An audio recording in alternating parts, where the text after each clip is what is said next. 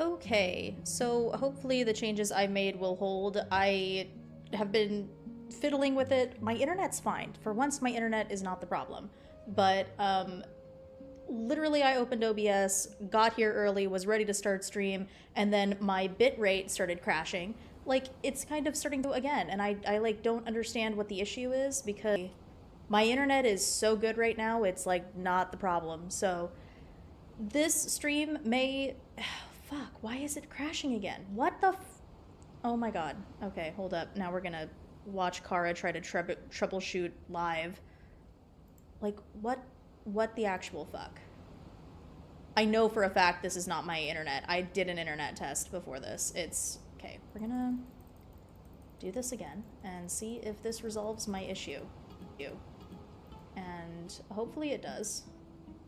Because I quite literally don't know what else I can do.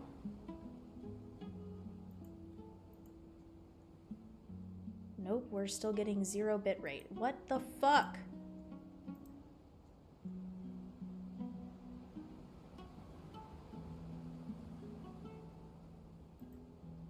Okay, I know that my stream health is really poor. That's the issue that I'm trying to resolve here. And it's not resolving. Okay, cool. Let's try this. Wow, that did also fuck all. Okay, we're gonna do this one more time and see if this fixes my issue.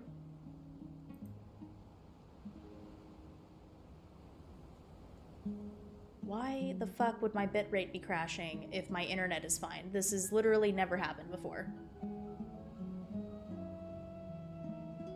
Oh, now the internet is crashing. That would explain it. Okay. And we're sort of back? Okay.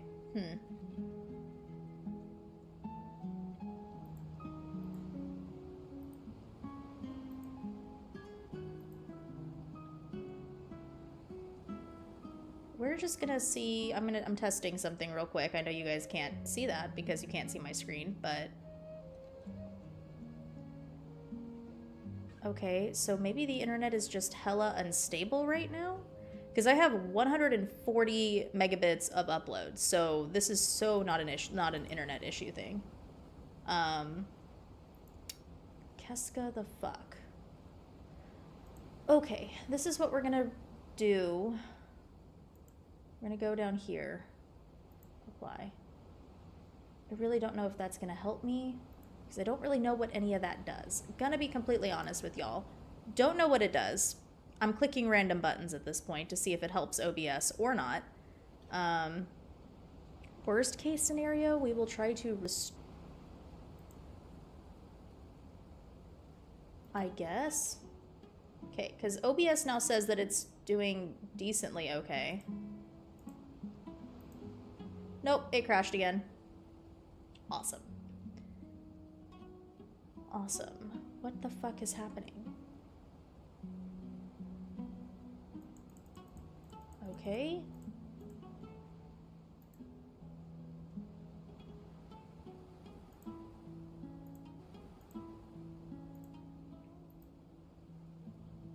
Let's try that. Yeah, you guys are on a lag, so let's... Fuck.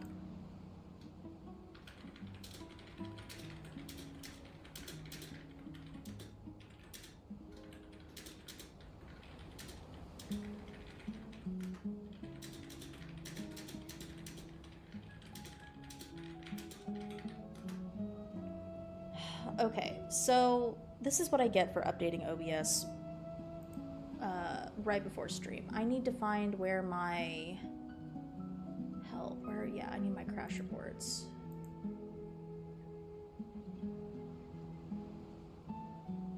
Well, I can't fucking read. I don't know. Wait. How the fuck have I not had a crash since then? That is some bullshit, because we're crashing right now. Okay.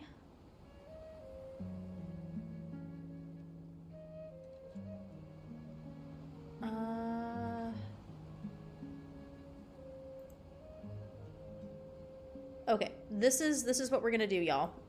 I'm gonna also put this in the chat. I'm going to close this stream, and I'm going to set another stream up, and there will be a new waiting room. You guys can join that should you wish, and we will figure that out, and then I will have to delete this one from the channel, but I just don't, because I'm going to test one more thing actually before I do that. Just to make sure I'm not going crazy.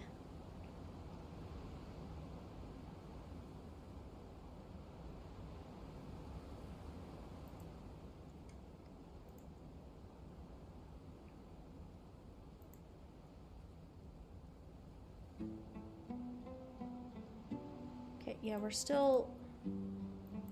See, that looks fine to me, so... And now we're reading excellent connection.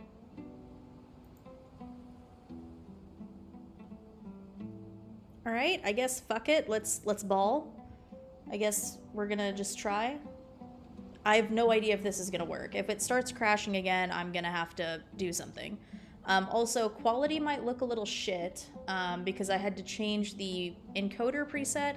I don't really know what that does. I'm gonna be honest. A lot of this OBS stuff, I doing the best with what I have at the moment, which is fuck all. Evidently so. Don't worry, I'm not about to leave you to fend for yourselves. I'm not that kind of Oh yeah, also at the end of last one, we got like sucked into, oh my god, this is too fucking loud. I need my volume. I was on a Zoom meeting prior to this, so my volume is a scooch loud in my earbuds. There we go. I'm sorry. Okay, I'm also gonna just close this and hope for the best. Maybe that'll take up less computer power, I don't know. I wasn't talking about labor policy. Oh yeah, didn't I do this already? How long have I been... Yeah, so this is... You just we went through this whole conversation at the end of the last stream, so I'm just gonna skip through it. Boss, aggressively clicking my mouse even though you guys can't hear me. We never left it. Hallucinated? How indeed. So you control everything in here? More or less. Has any... Only once. Is there any similarity between what... Oh my god, nobody cares. Is there any... The first club... Meaning... I'm like anxiously still looking over at my bit rate because I'm just like waiting for something bad to happen. This is why I'm never early to stream. This is why I am never prepared right before stream starts, because this is when bad things happen to me. This is when the scuff attacks, for sure. Anyway, I suggest everyone, even though you don't want to dismiss... Oh my god, Yehoda, I love you, but shut the fuck up. I got shit to do, bitch. Time to rally, everyone. Follow me. Hell yeah, let's go do some stuff. As we continue our journey, the same rules will apply. Yeah, the same rules apply. Shut the fuck up. Don't touch anything. We got this. I love also, so I posted a short that Lulz clipped on my channel recently, and it's now my most popular short by far. Like, it has like 20,000 views or something now. And it is me struggling in the previous, like in my previous stream, I was struggling against like this boss room. Not really a boss room, like mini boss room. Rift Towns was what I was struggling up against. And everybody is just shitting on me for my team, which completely fair. My team is dog shit for sure. But ask me if that's gonna change anything. Wait, is that? Sup? It's him. There you are. Sinue's been looking for you all day. I think he has some news for you. Oh yeah? What were you doing just now, Uncle Retinue? Hiding away some more loose change? I know I saw some Mora. Oh damn. What do you mean loose change? Oh, come on, I'm too old for this. Dude, you're like 25. You ain't too old for shit. Okay, talk to a Pepe. Where the fuck is a Pepe? A Pepe? A Pepe? Oh, probably over here.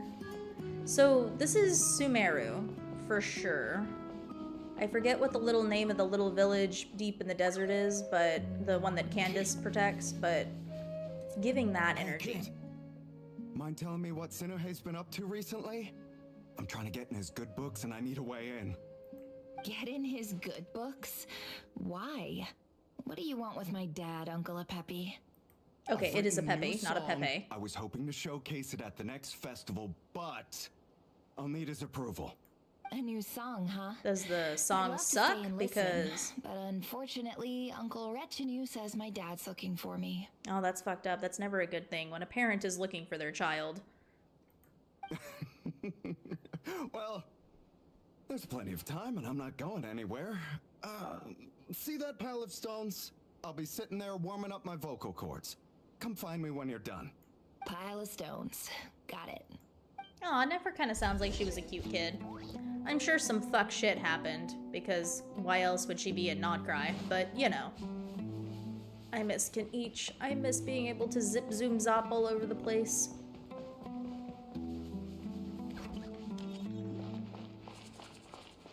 Hi, Dad. Uncle Retinue said you were looking for me.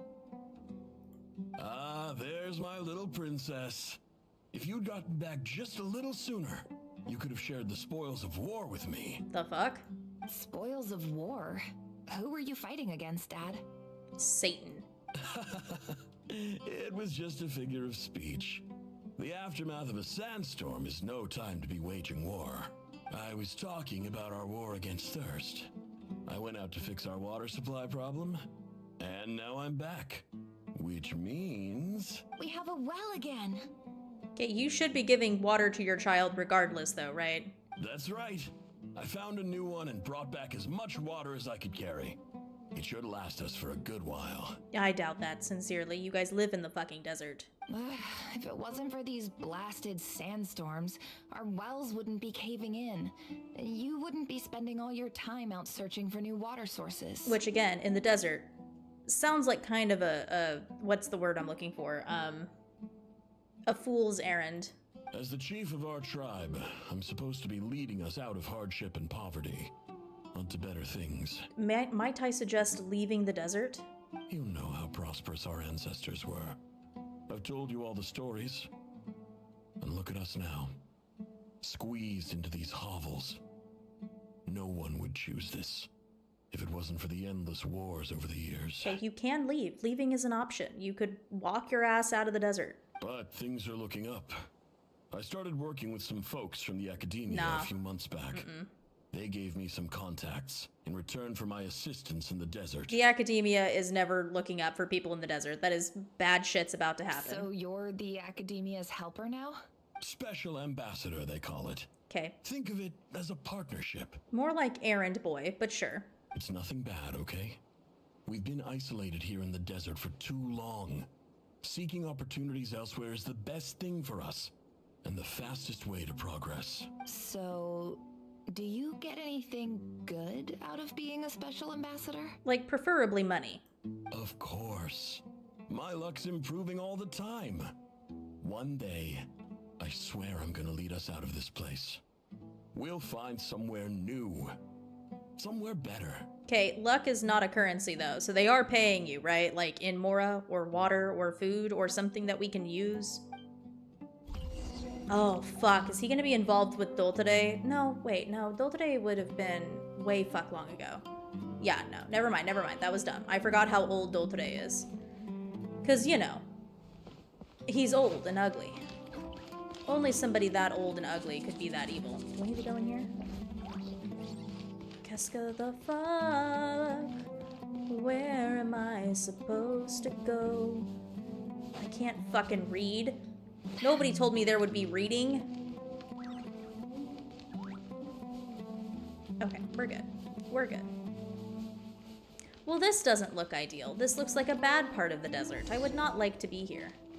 Dance of Death, Serpent and Scorpion. That's fucked. Okay, so bad shit is 1000% gonna happen. Cool, cool, cool.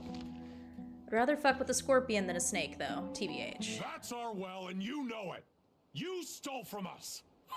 Well, you've gone from chief to thief, and now you have to face the consequences. That, like, I don't know why my brain got, like, sucker punched back to, like, Hercules, but I heard 0 to hero, like, immediately, and now my brain is not working. Did you really think you could take our water without permission and get away with it? A little bit. You're either brave, stupid, or both. My vote is both. And that special ambassador act? Yeah, nice try. We spoke to the academia. They said it was all news to them. Again, though, do we trust the academia? You're a liar and a cheat. Okay, so they definitely killed him. Yep, he's... Oh, there are a lot of dead people. That's intense. I heard Yehuda gasp, but I don't blame her. Most people are terrified by the sight of blood. See, having me along on this trip would be absolutely awful because I would be having... There would be no choice. There would be commentary the entire time. Corpses strewn across the ground. The wounds are clearly from scimitars and daggers. Love that there's no actual wounds on the bodies. Weapons of choice. Ooh, floating paper. On the ground. Let's see what it says. Bullshit. This is Sinue, chief of the Shimti tribe. Surely you remember me. I was the one who helped you and your colleagues avoid the quicksand in the desert. If you could, like, send me money, that would be great. Oh my god. Fucking... Hold on, everybody. I need to do this so that... How do I... No. I need to mute. There we go.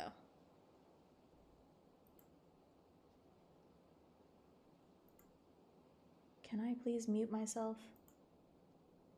Sorry, everybody. I got a notification on my Teams, and I was not about to fuck with that, so I needed to mute it. I assume my last letter must have gotten lost in the mail, as I didn't receive a reply. I hope this one makes it to you safely. Yeah. I'm writing to you because I need some help. That sandstorm the other day completely blocked up our well, forcing me to look for another water source in Iab and Unut territory. It was a matter of survival. Praise the gods. The well of the Iab tribe was intact. It was my last resort. I drew what water I could and left, but not without being spotted. I fear they will retaliate. Yeah, they probably will, and the academia is not going to help you. You told me to write to you if I ever needed help. You said you'd be my ally in the academia. Yeah, but he was fucking lying. I urgently need you to formally recognize my title of Special Ambassador and send some of your people to assist me for a few days. It's the only way I can convince them that this was the academia's decision and prevent them from retaliating. Yeah, but like, I don't think they care. This is an emergency. Please send help as soon as possible. Looks like this letter never got sent. The writer died a grisly death, and the letter was trampled into the ground. It's badly defaced. Some parts are barely legible. Okay, Nefer is definitely feeling a little, what's the word I'm looking for? Disassociated from this. A ridiculous lie the surviving Shimti tell. Their whole village was butchered over a sip of water. Yikes, is what we would say to that. I can see why Nefer does not like Sumeru. Officer, welcome. Welcome to our humble village. Oh, Aru village, that was what it was. I thought you would at least have the courtesy to provide some respectable libations. I fucking hate literally everyone from the academia. They all suck. This is the finest wine Aru village has to offer. I promise.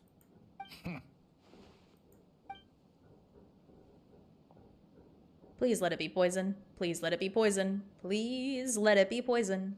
The academia has agreed to reserve a single space for a candidate from your village.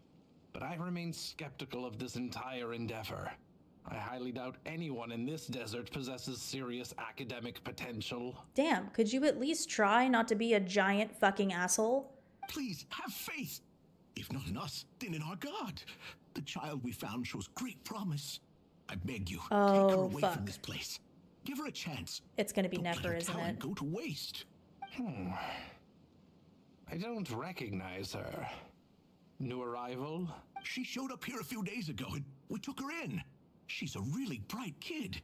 Please help. I'm begging you. It's definitely Nefer, and this is definitely not gonna end well. So, where are you from?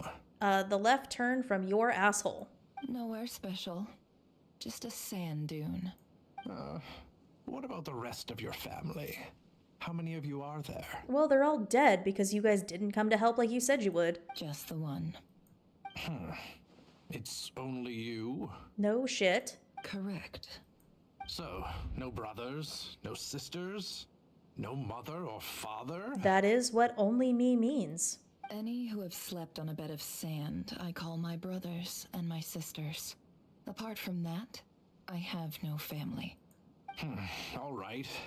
Get over here. Sign your name on the form.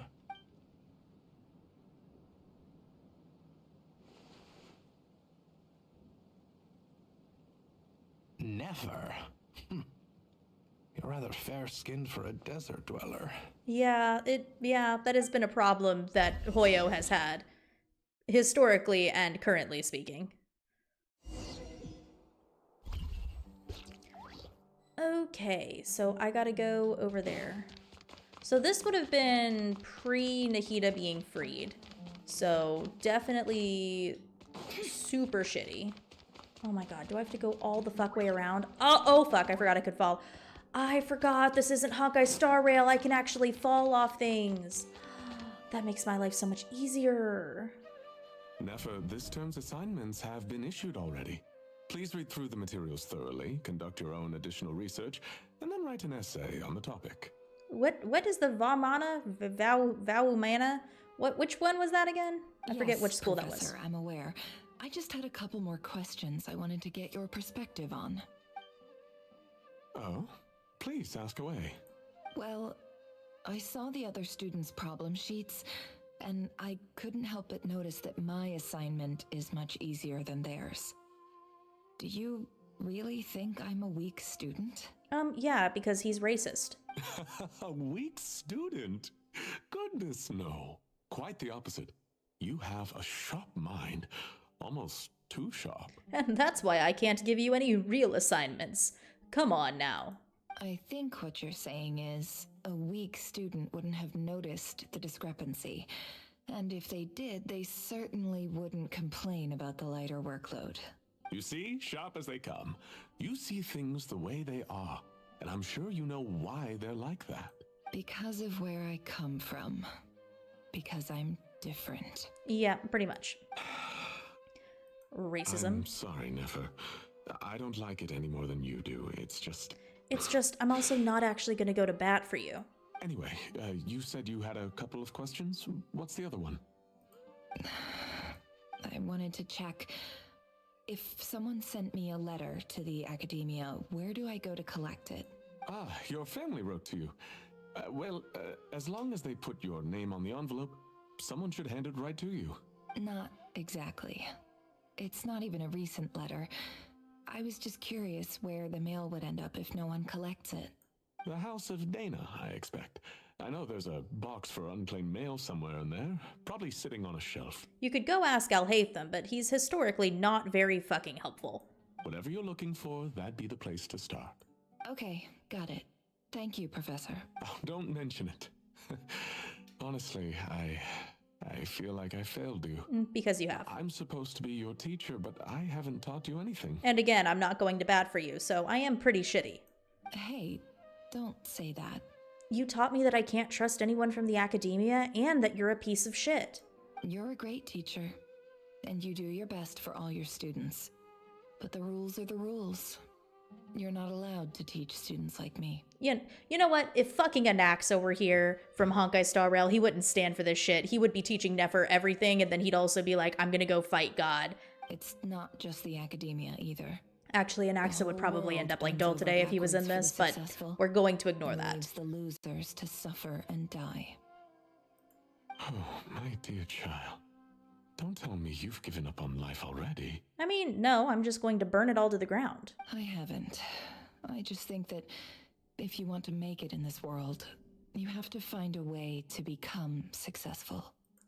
Oh, my queen. Okay, look for the box containing letters. Are we in the House of Dana? I forget where that is. I don't recall Sumeru. Where the frickety fackin' fuck? Oh, shit. Where am I going? Ignore me, citizens. Ah, that box in the corner where nobody's going to look. This must be it. A big cardboard box full of unclaimed mail. And probably some letters that ended up here by mistake, too. No, I wouldn't go that far. Let's take a look. Don't think it was a mistake, for sure, for sure. take a look at the letter. Oh my god, we couldn't do that while standing. We have to go sit. Jesus, Jiminy H. Christ. A dilapidation survey from Port Ormos. Looks like it's from a Core of 30 representative. What a strange thought. A bunch of mercs losing sleep over rundown buildings. This one was never even opened. I guess the recipient didn't care what the Core of 30 had to say about anything. That does generally go with the academia. I don't recognize the name, but it must have been a Khaenri'ah professor. Oh, please tell me it was not Kaveh. He's like the one guy I like in Sumeru. To the Immorta Sage. The title is Changes Observed in Satyavada Life Symptoms. Why do all these letters read like full-blown dissertations? Because you're in the academia? Guided by the incense, we became lost somewhere in the forest. All the barriers between levels of consciousness disappeared as our minds soared around in circles. Oh my god, get to the fucking point! In clinical terms, these symptoms fit the description of incense poisoning. The Immorta Darshan strictly prohibits the use of hallucinogenic substances, but I believe there are still people getting away with it. You know, people will find any cause to get high.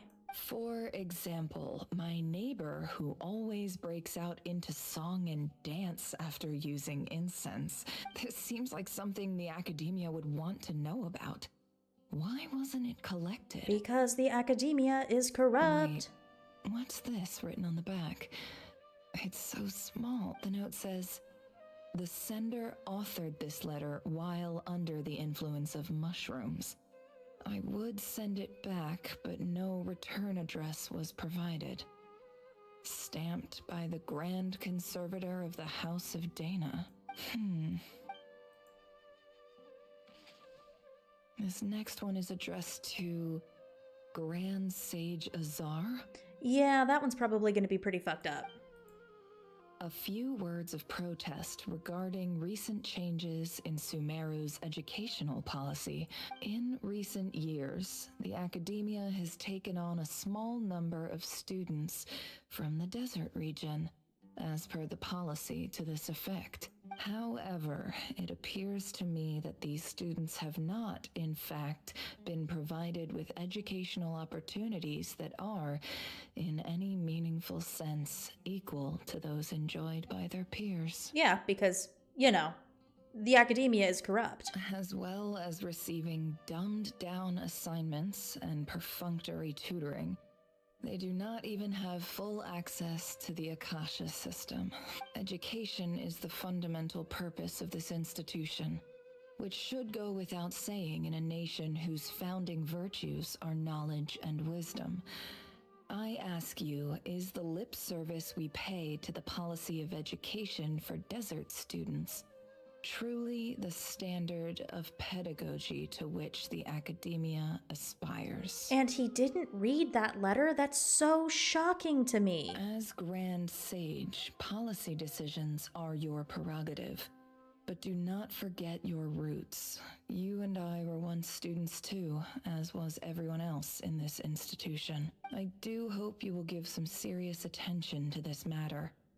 I encourage you to discuss issues like this with myself and others, and listen to some alternative opinions. Great letter. Shame it didn't get to where it needed to go. Well, yeah, it's more like he was like, I'm not reading that shit. And the sender is... Huh? Sage Cyrus of Spontamod.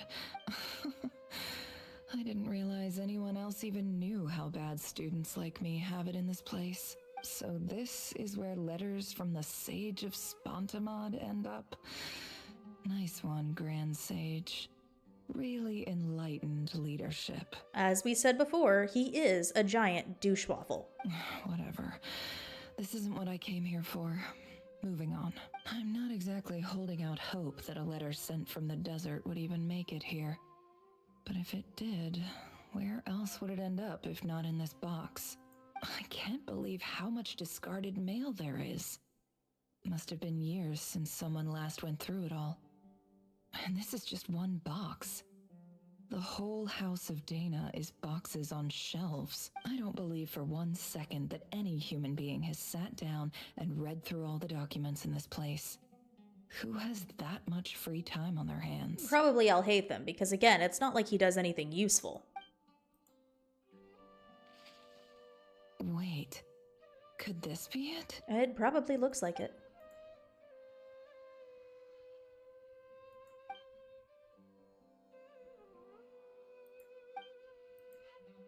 Greetings, Halil.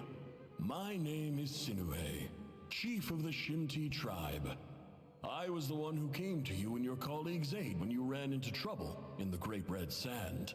I don't know how well you remember it now, but I brought you to safety and gave you some water and other supplies. You seemed very pleased and told me your name.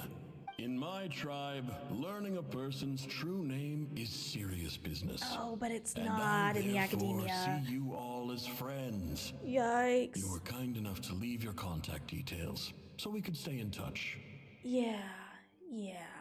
About The Shinti tribe lives a harsh nomadic existence in the desert. You were sympathetic towards my plight, promising to make me a special ambassador of the academia and help us find a way to make a better living. Yeah, about that. This brings me to my reason for writing. Our tribe has fallen on particularly hard times, and I would like to ask for your assistance. There was a terrible sandstorm a few days ago, which blocked up the well in our land. To ensure my people's survival, Holy fuck, I don't know what that was. but to venture into Iyab and Unut territory in search of an alternate water source. The Iyab and Unut are descended from the Thamudians, while we trace our ancestry to Tulatala. We worship the Lord of Flowers and have had relatively good relations with our fellow tribes. I thought it was the goddess of flowers, but okay. I found a well belonging to the Iyab tribe. They declined to help us, but I really had no other option. So I took some water to keep me and my tribe alive. My actions are certain to incur their wrath. Okay, you know, this feels like a letter that could have been way the fuck shorter. It could have been like, hey, remember how I helped you? We're in some serious shit now, so you better come help me, or I'm gonna haunt you as a ghost. Simple, quick, to the point. When we met, you assured me that you would be my ally in the academia. I would like to take you up on that offer, because I really need your help. I wonder if you could send an academia representative to meet with me. Why the fuck didn't they just go to the academia, or even that like little trade port that's in between the academia and the desert? That would have been a safer place than staying there. That aside, the last time you were here, you mentioned that the academia had started accepting students from the desert. And I told you a little about my daughter, Nefer. We have next to no resources here in the desert, and my power and influence are limited. Would you consider enrolling my daughter at the academia? She is a smart girl. I know she won't disappoint you. Yeah, it's okay. The academia is going to disappoint her. From the outset, the academia never took you seriously. Those things they promised were just empty words. I doubt they even remember the name Sinuhe. I would find that bastard, by the way. I would find whoever it was that sentenced my family basically to death, and then I'd be like, hey, guess what, motherfucker?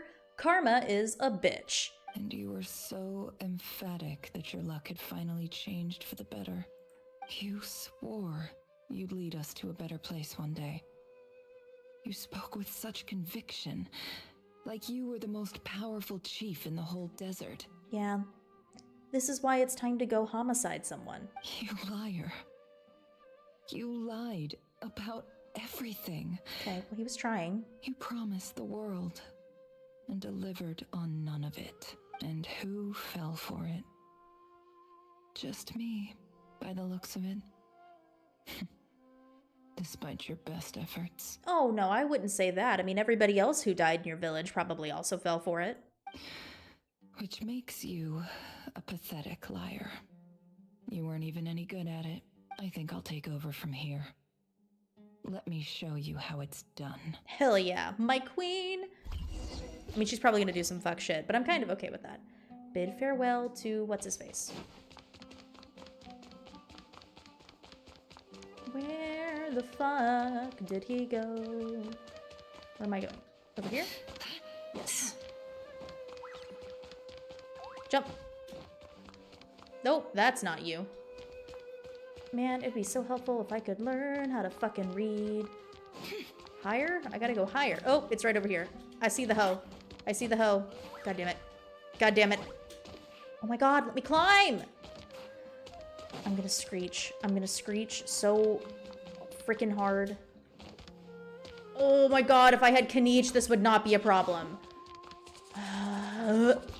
As much as I love my queen, this is fucking redonkulous.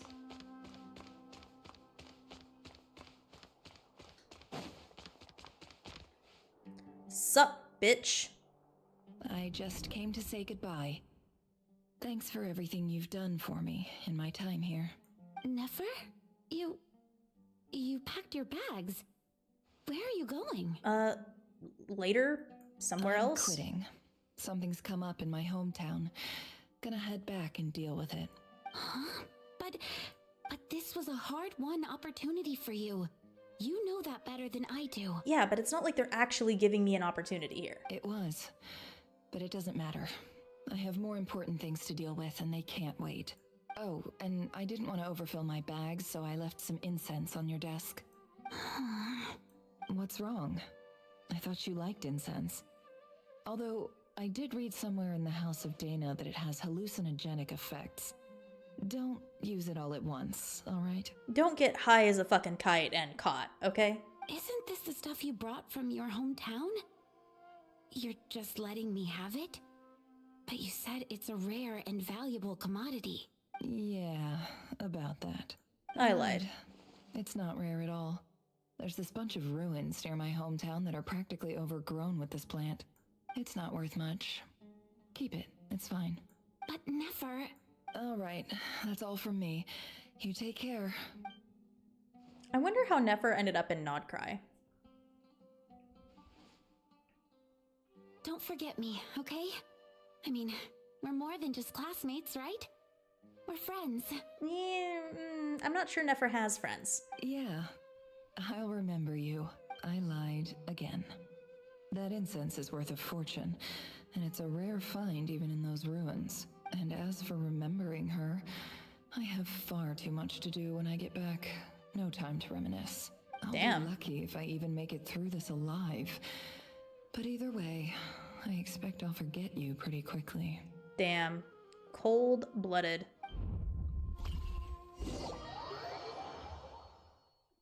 Yehoda's sitting there like, God damn, you were such a bitch. Continue exploring. I really hope all of my characters automatically healed when I got here, because I'm gonna be honest, if I have to fight anything with like the 1 HP team I have at the moment, it's not gonna go well. I don't anticipate things going the way I would like them to.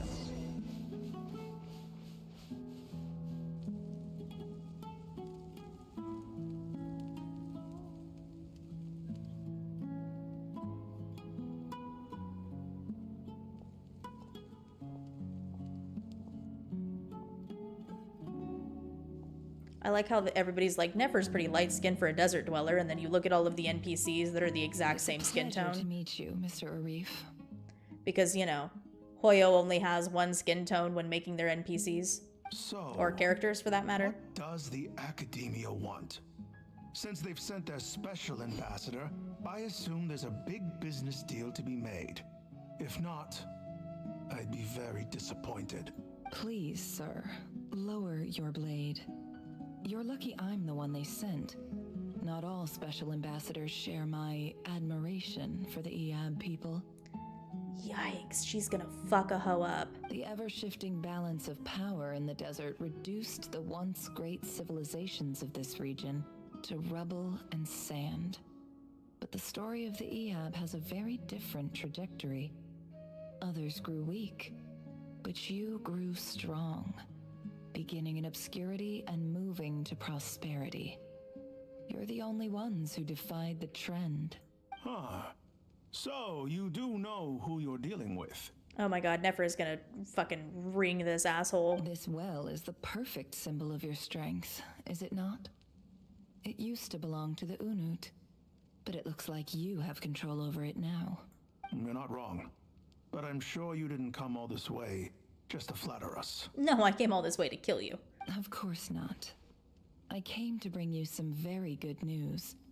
Some information that recently came to light, which might just be your ticket to freedom. Records uncovered by the Vahumana Darshan show that a certain well currently under Iab control is built on top of some ancient ruins. These ruins are of great archaeological interest to the Academia. I checked the map carefully on my way over here, and I'm confident that this is the well in question. The Academia is offering 50 million mora in return for excavation rights. Yeah, I feel like Nefer's just lying here, but... 50 million? No, wait. If these ruins are as important as you say, 50 million's a little low, don't you think? Don't get greedy, Iab. We know far more than you think. We know that you seized this well by force.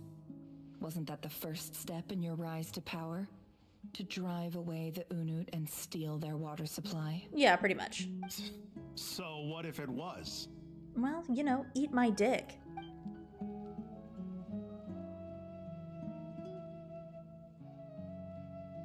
Don't worry. As unscrupulous as it was, it's something we're willing to overlook.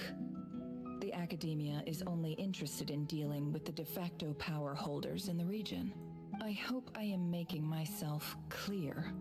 And I hope your words are the truth. If I find out the Academia is trying to play me, I'll hunt down every one of your people and make you watch as I cut their heads off one by one. Okay, you already did that in the past, though, so that means nothing to me. I assure you, Chief, that would not be in your long-term interests. You don't want to make an enemy of the Academia. In short, get fucked. You see how I'm dressed, don't you? I appreciate that you've never been to the rainforest, but surely even you recognize an ambassador's attire when you see it. And what does a barbarian like you have to lose anyway?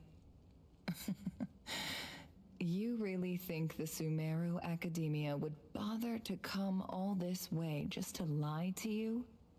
We have more important things to worry about. I gotta give Nefer credit. She is really playing him like a fiddle. All right, I take your point.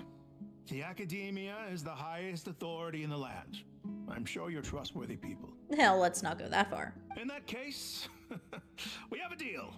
We will sell you the excavation rights. I'd like to thank you, Ambassador. This is good news indeed.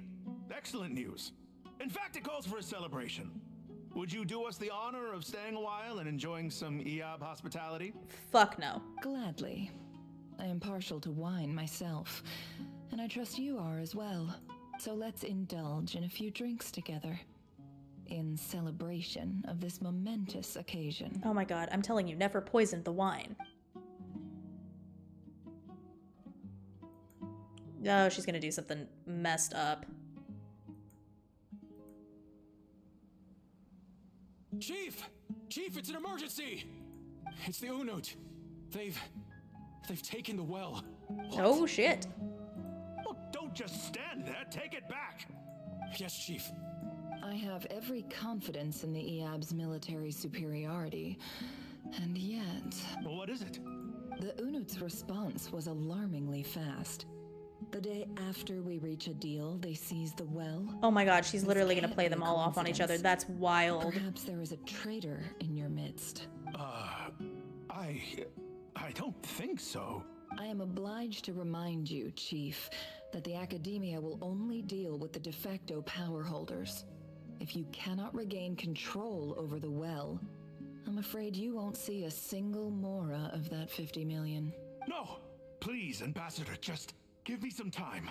I swear the Unut will not get away with this. And by get away with this, we mean taking back what was rightfully theirs. That well is ours, and so is the Mora. Glad to hear it. I will wait here for an update. If there is a traitor, I will find them. In the meantime, make yourself at home. I'll report back as soon as I have an update. Much obliged. Damn, Nefer is so good at playing people. I gotta give her No. credit. All it took was a few words and I've got him wrapped around my finger. What an amazing feeling. So, in summary, Ambassador, the Academia would rather negotiate with our tribe instead of the Eab. Oh my god, Yes. she is just playing them. The Eab are ruthless murderers who don't listen to reason. And now they have the gall to interfere in our research projects in the desert region. So let me ask you, Chief. If you were the Academia, what would you do? Kill them all, of course. Okay, that's a little fucked up and a little extreme, but sure. Precisely. The Academia does not tolerate those who stand in our way. The Eab have held back our academic pursuits for too long, and our patience is wearing thin. At the same time, there is simply no way that the Academia can be seen to be intervening in desert affairs. I'm sure you understand where I'm coming from. We have our own rules out here. If the rainforest dwellers raised arms against a desert tribe, it'd start a bloody war. And historically, the Academia has definitely had no issues with that in the past. Right. We can't confront them ourselves, but we can support their enemies. The Unot have always had strained relations with the Eab, which makes you our natural allies. Natural allies. Weren't the Eab your allies once? You were quick to send them after us to protect your interests back when we stole that water. And now look at you. You're at each other's throats. It is pretty fucked up. Let me be clear. The Academia wishes to collaborate with the legally recognized rulers of the desert in this matter. We are asking for excavation rights to that well, and our offer is 50 million mora. Say no more. I believe we have an understanding. Oh my god, she literally just pit them against each other. That is so fucked up. Good. Then I suggest you get to work. Get us access to that well, and the mora's yours. You see, Dad? Lying is easy when you know how. People will believe anything. Nefer's like, see, Dad, when you have no morals, lying becomes so much easier. Okay, so let's see what fucked up shit Nefer did after this. Lamba's watching all of this go down, and she's just being like, oof. Big oof. Where am I going? Not this direction, I think. Nope. Completely incorrect direction. Okay, apparently not in this direction either. Down the hole we go. Okay, never mind. Apparently that was not the correct thing to do either. Where the friggity frackin' fuck am I supposed to go then? Keska the fuck? Explain that to— oh, probably into the hole. That would probably be it. I was about to scream and complain more, but my guess is it's in this hole.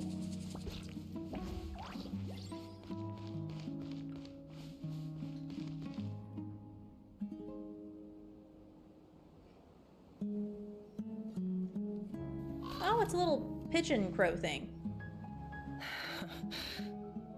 Oh, shit.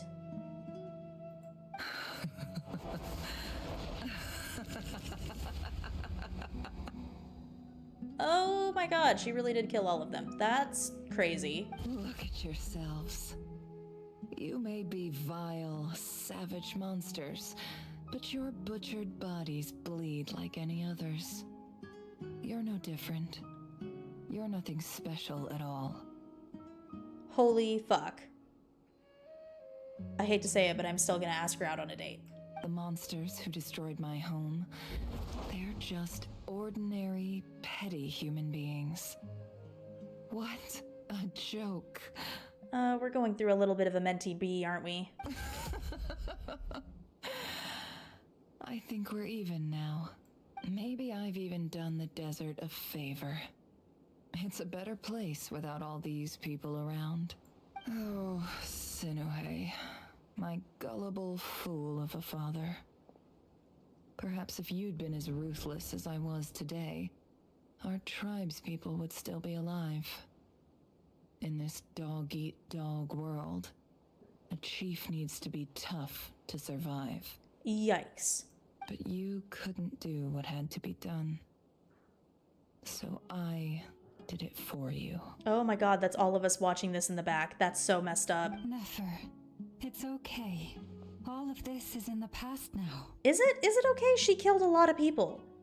I believe I remember you promising to remain silent. Yeah, but even so... Yehoda, is there anything you can do to ease the tension? Alright, time for a sharp turn onto a completely different topic. So, anyway, that's enough of that. When are we getting out of this place? Feels like we've been walking forever. I'm getting pretty tired. Yes, if we can find somewhere to sit down, I could certainly do with a rest. You know, preferably someplace where there's not a lot of dead bodies laying around, though. It's not far now. There should be a temple just up ahead. Yes. Really? A temple? That's where this story ends? I guess that's how things go in the desert. Desert dwellers can never escape their destiny. Or so everyone says. I never wanted to believe it, but looking back now, I'm as desert as they come. You mentioned a temple. What's waiting for us there? Some bad shit, TBH. My biggest trade secret of all. Ah. Then I'm guessing it's where you got your power from. The power to peer into other people's minds. I think it's maybe something else, too. I didn't know you were clued up on any other religions. I'm no expert in the history of Sumeru, but since you come from the desert, I would imagine it has something to do with King Deshret. Damn it, I really should have played through literally any of the desert side quests, but I did not do that, so I don't know who the 7 pillars are or anything. Sounds impressive.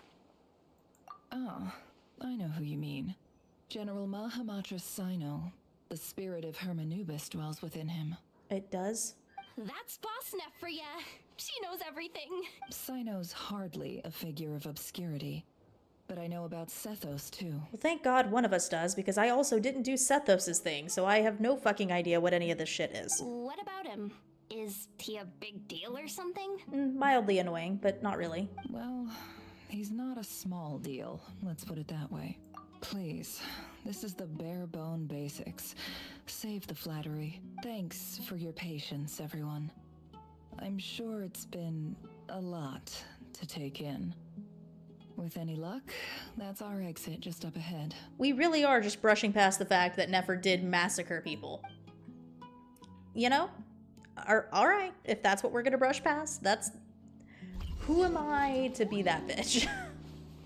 Apparently we are just gonna brush past it, though. Even the honorary knight of Mondstadt has no issue with this. Please tell me I don't have to fight anything, because I really think that the rest of my team is not healed up enough for this. And I have no healing items. Go to the entrance of the temple. Yeah, no shit. That's what I'm going to do. Hayit! I will zoom there. Pawn my glider.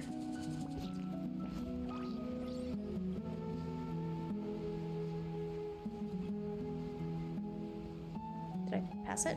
Oh, damn it, I passed it. That looks like Horus or Tote from Egyptian mythology. Uh-oh. I'm totally out of my depth here. I don't have anything to add about any of this stuff. Like, look at that statue, for instance. Yeah? I want to do the whole name-dropping, this girl knows her stuff thing too, but I've never seen anything like it before. Okay, Yehoda, I'm not sure you ever went to school. No one would expect you to know this. A statue with the head of a bird.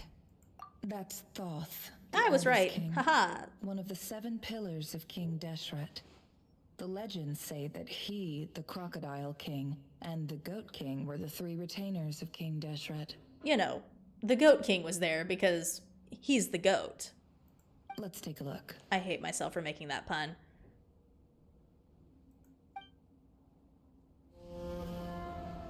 Ooh, cutscene time.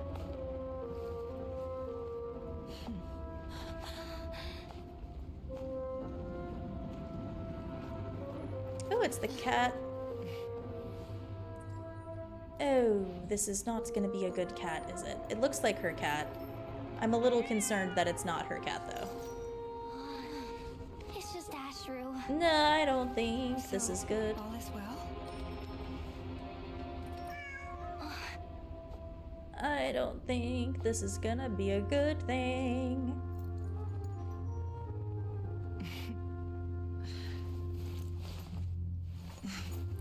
Typically speaking, at this point, the world disintegrates.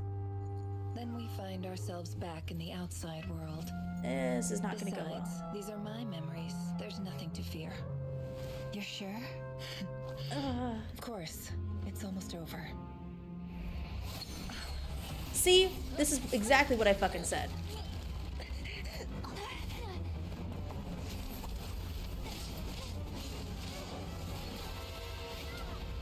Oh shit, okay. It's definitely Rerir.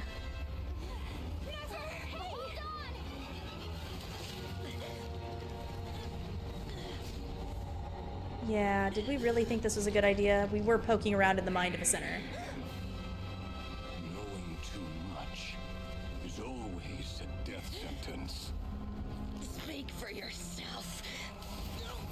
Oh damn, she's still talking shit. Love that for her.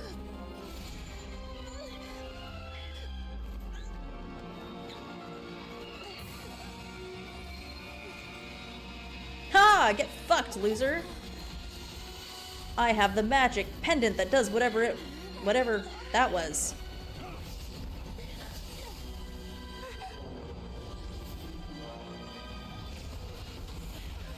Oh shit, Dainsleif? How repulsive. Holy fuck, it is. That's wild.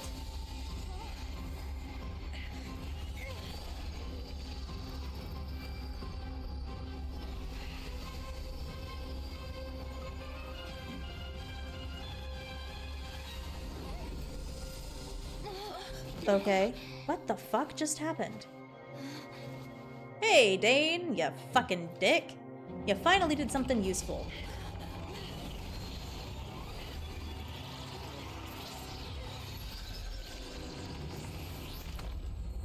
Did we lock Rerir in there? Or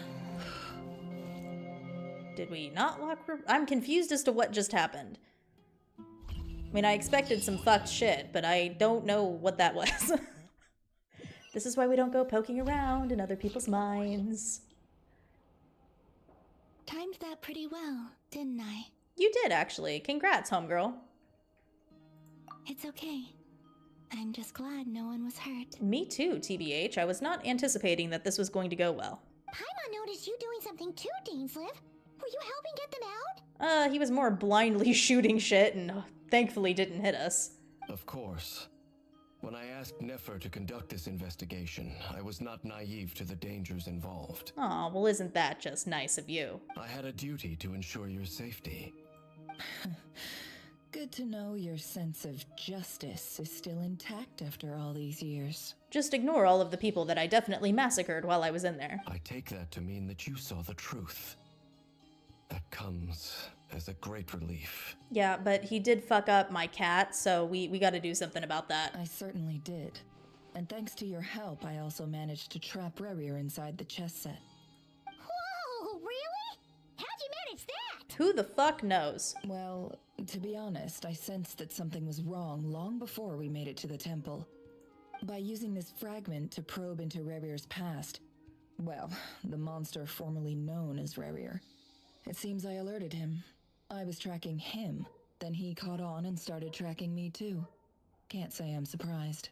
But how did he track you through your thoughts alone? That shouldn't be possible. She literally reads people's minds. The fuck you mean? Rerir was a secret agent who reported directly to the Vinster King. He is an expert at finding a trail and hunting down his pursuers. Uh-huh.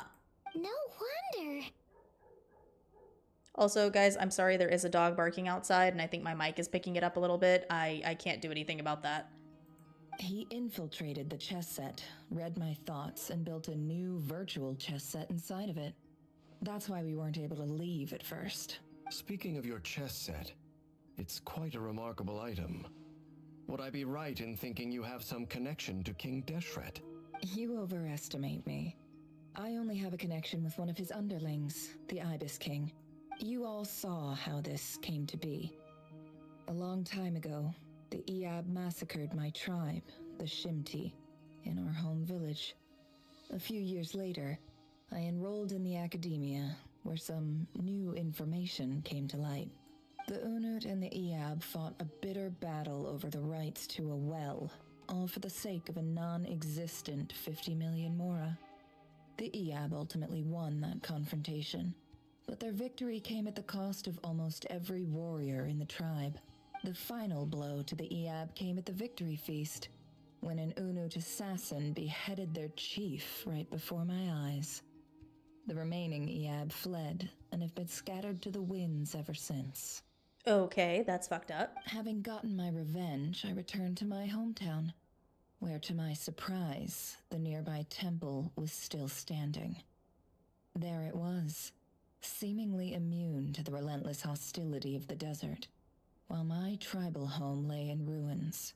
As I stood there gazing at the temple, I noticed a cat just outside. This cat, as it turned out, was home to the spirit of the Ibis King. He led me to a gate deep inside the temple, and there he made a deal with me. This chess set is my gift from the Ibis King. The chessboard within is made to the same specifications as the one in the mausoleum of King Deshret, and represents his power of piercing analysis. With this chessboard in its container, I gained a certain ability to perceive hidden secrets. Now, you could conclude that the Ibis King simply wanted to give the people of this world the power to seek the truth, but I don't believe that's the full story. Every god plays favorites. Their hearts are as fickle as any human's, full of secrets, perversions, egotistical tendencies. But precious few gods are willing to admit this. Okay, so quick question. Is the cat still a god then? Or did it become a normal cat after it, because are you keeping a god in Krai? It is the same with all powerful forces, including fate itself. Their gaze Also, I still don't understand. So you made a deal, so you had to give up something too, right? Like, what did Nefer give up in this deal? Act of favoritism. If you're alluding to the Abyss, then yes, I agree. Gather the others. It's time to share everything I've learned. Okay. So are you a god? Thank you all for being here. As promised, I did some further investigating into the Rerir of Solnari's background. I am pleased to report that the investigation has been most fruitful indeed. Also, he's currently trapped within my chess set, so we should do something about that. The Rerir of Solnari, real name Rerir, was once a Khaenri'ah subject who served the Vinster King. I will now share the important details of his story. Please save any questions or comments for the end.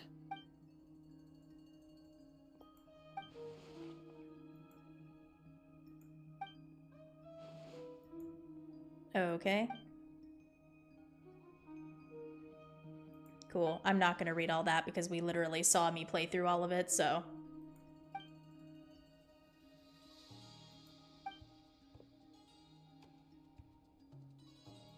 So that's why he's so obsessed with the moon. Yeah, shit's pretty fucked.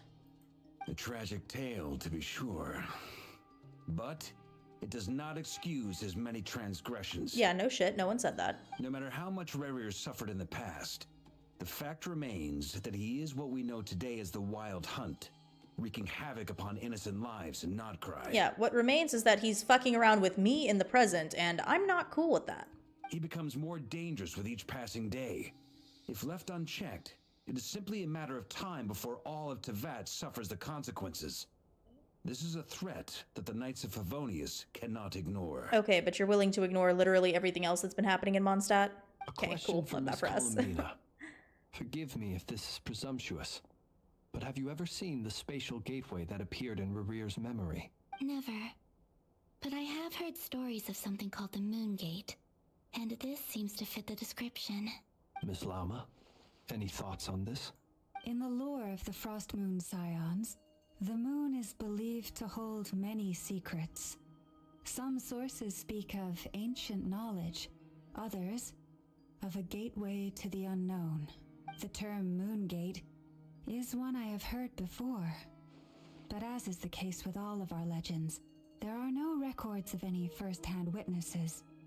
We cannot know whether it truly exists. And as a reminder, fucking Columbina is right here, and she would probably know more about the subject than I. Then back to Miss Columbina. As a moon goddess yourself, do you have some idea of where the Moongate leads to? No, she does not, because she doesn't know anything. She was literally born. Not at this stage, sorry. I do hold the power of the Frost Moon, and my strength is recovering well. I can sense that the gate would open at my command, but... But there's more to the power of the Frost Moon than that? Yes. A moon goddess has the right to open the moon gate, since it is a path to the moon. But as Nefer mentioned, holding open a spatial gateway takes a huge amount of power. And right now, I need to conserve my energy to fight the Rerir of Solnari. I'm afraid this is one mystery we may have to leave unsolved for now. I agree. Why don't we just yeet Better him to save the your moon? Strength. But if you'll humor me for a moment, I have a bold conjecture of my own regarding the world beyond the gateway. Okay, but again, what if we just yeeted him to the moon? Then he would be the moon's problem and not our problem, and he already likes the moon a whole heck of a lot. So let's yeet him to the moon, and then close the gateway, and then just be done with the fucker. How about that? I highly suspect that neither Tholindis nor Rerir made it through unscathed. The evidence pointing to this is the fact that the Rerir of Solnari exists in the form of countless fragments. With the abyssal power he wields, no ordinary foe can touch him, let alone tear him to shreds. And yet, the wild hunt proliferates wherever his scattered fragments lie, drawing hordes of monsters to many different locations across the land. Yeah, it is pretty fucked up. So your theory is that Rerir was physically torn to shreds by some powerful force? Hence, why the Wild Hunt is a distributed phenomenon, rather than a unified one? Okay, but why would this have happened in Krai and not in Khaenri'ah? Makes sense to me. Explains why the Wild Hunt is so pervasive, and why he's been trying to piece himself back together. He was whole to begin with, and he wants to be whole again. Without the power of the Abyss on his side, he almost certainly would have perished the moment he was torn apart. But the Abyss, much like a curse, has kept him alive. Well, and he's Khaenri'ah, so he'd be alive regardless, but sure. I could not agree more. The power of the Abyss is most surely a curse. It is a compelling explanation, and one that accords with my present understanding of Abyss creatures. Whether the life form in question is primitive or advanced, if a curse has extended its lifespan unnaturally, it will continue to survive in spite of everything. Well, isn't that just handy-dandy? This raises some interesting questions. I will run some experiments and see if there is any validity to my suspicions. Okay, Albedo, but be careful with your experiments, because when your mother ran them, a lot of shit went south, and if I have to fight another fucking Rift Hound because of you, I'm gonna be pissed. That being said, regardless of whether my research bears fruit, I would like to thank Miss Nefer for conducting such a thorough investigation. Already, it has greatly enriched my understanding of the entity we face. My pleasure, Mr. Albedo. I too hope that the information I have shared today proves useful as we look to formulate the next stage of our plan. Hell yeah, let's formulate the hell out of this stage. Hey! What is it, Dainsleif? You look really upset! Oh no, Paimon, that's just how Dainsleif looks. It's just... when I think of the man I once knew as Rerir, I struggle to understand why things had to turn out like this. Because he was going after his bitch. We have been over this. The two of you used to be friends, didn't you? I don't know if these words will bring any comfort, but my heart goes out to you. It does not bring any comfort, Lauma. Mine too. Seriously doesn't help. We can never know all the hows and whys of the way things are. The moon and stars are full of untold secrets and lies, and the skies are host to many more mysteries than these alone. Yet, none of that can begin to compare with the complexity of human life. Those are the first comforting words I've heard in a long time. Thank you, both. What the fuck? That was comforting? It's a good Fuck place Dainsleif. to end today's meeting. I'm sure Nefer needs some time to recover. She's been through an awful lot today. And as a reminder, killed a lot of people, so let's treat her with some caution now. That's very thoughtful of you. Aid. Of course. Sounds good to me. Take some time to rest and digest before we reconvene to nail down a plan. Okay, well, since we're gonna fuck around and not do shit. Hey, is this a bad time? Hope I didn't kill the conversation. What fucking conversation would I have been having with Paimon of all people? Nice room. Oh, I'm not coming in though. The fuck? Why not? Why not? It's just a hotel room. Dude, we have a couch. Go sit down. If it's all the same, I'll just stay out here. I might not look the part, but I'm technically a knight. Barging into people's private quarters isn't the kind of thing we do. The fuck you mean it's not the kinds of thing we... You know that your god is a drunkard who passes out in alleyways, right? Like, there's not a high standard here. Okay, fine. I guess we'll go have this conversation in public for some reason when I have a perfectly comfy couch right over there. Varka, it's not like I'm going to fuck you. Nefer went back to the curatorium to get some rest. But before she left, she shared some things with me that I thought you should be aware of. Oh, Joy, I'm so glad that she did that. Firstly, although she managed to trap the Rerir of Solnari inside her chest set, there's no guarantee that the power of the Ibis King is any match for one of the 5 sinners. Their powers are beyond our comprehension. Okay, cool. Love that for us. It's only a matter of time before he finds a way to break out. We have to come up with a plan and take care of him before that happens. Uh-huh. Honestly, Paimon figured that might be the case. So, how long have we got? Oh, you know, about 30 seconds. Well, I asked her that same question.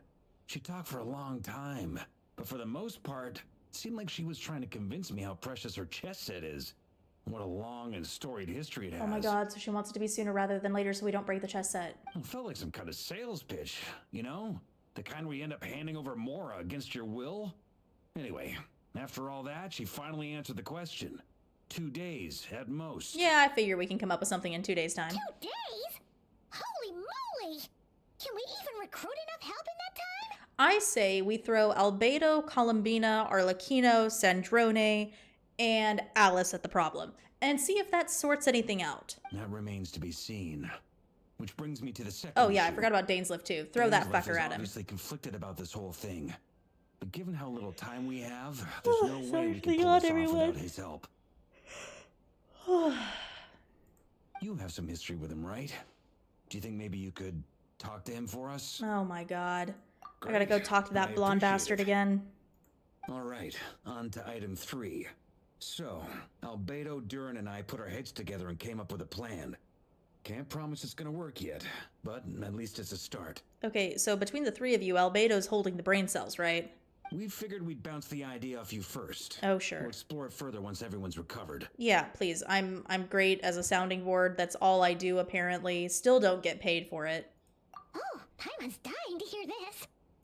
All right, so here's what we're thinking. They're not gonna fucking tell me shit. It's a shocking plan. Oh my god, of course they're not gonna tell me what the fucking plan is. We felt a little uneasy about roping you into this. I mean, firstly, you're not locals, and secondly, none of us are your boss.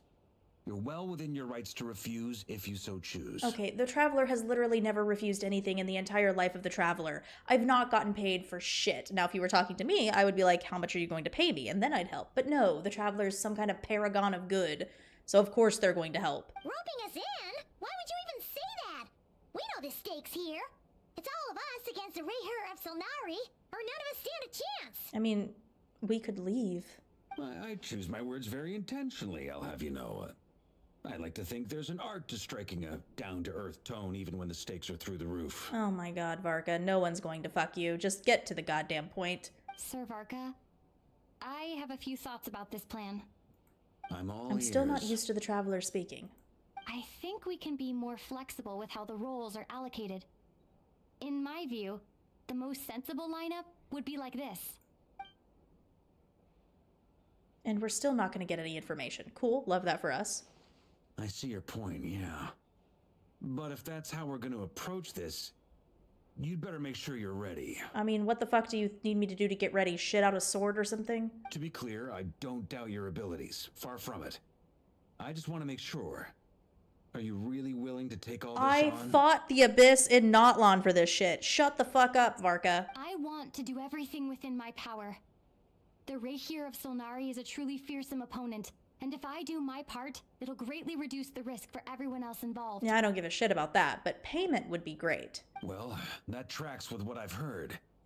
Jean's mentioned in her letters that you're so diligent it's almost abnormal. Oh my god, and that's coming from Jean. Jean, of all people. That bitch is so diligent. She's the most diligent bitch I've ever seen in my life.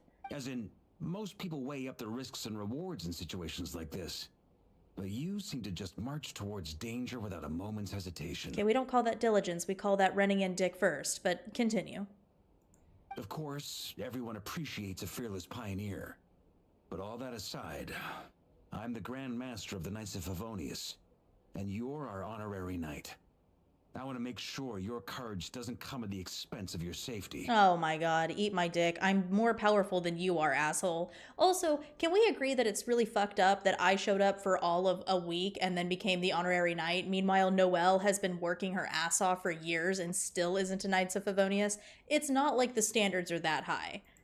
Thank you, Sir. And she has a vision. You're telling me you're gonna look at a vision bearer and you're gonna be like, no, you can't be part of the Knights of Favonius. We only want these normal fucking cretins. I should be the one Really? thanking you. It means a lot to have you on board. I'll give some serious thought to your suggestions. Okay, cool. Love that for us. Still don't know what's happening.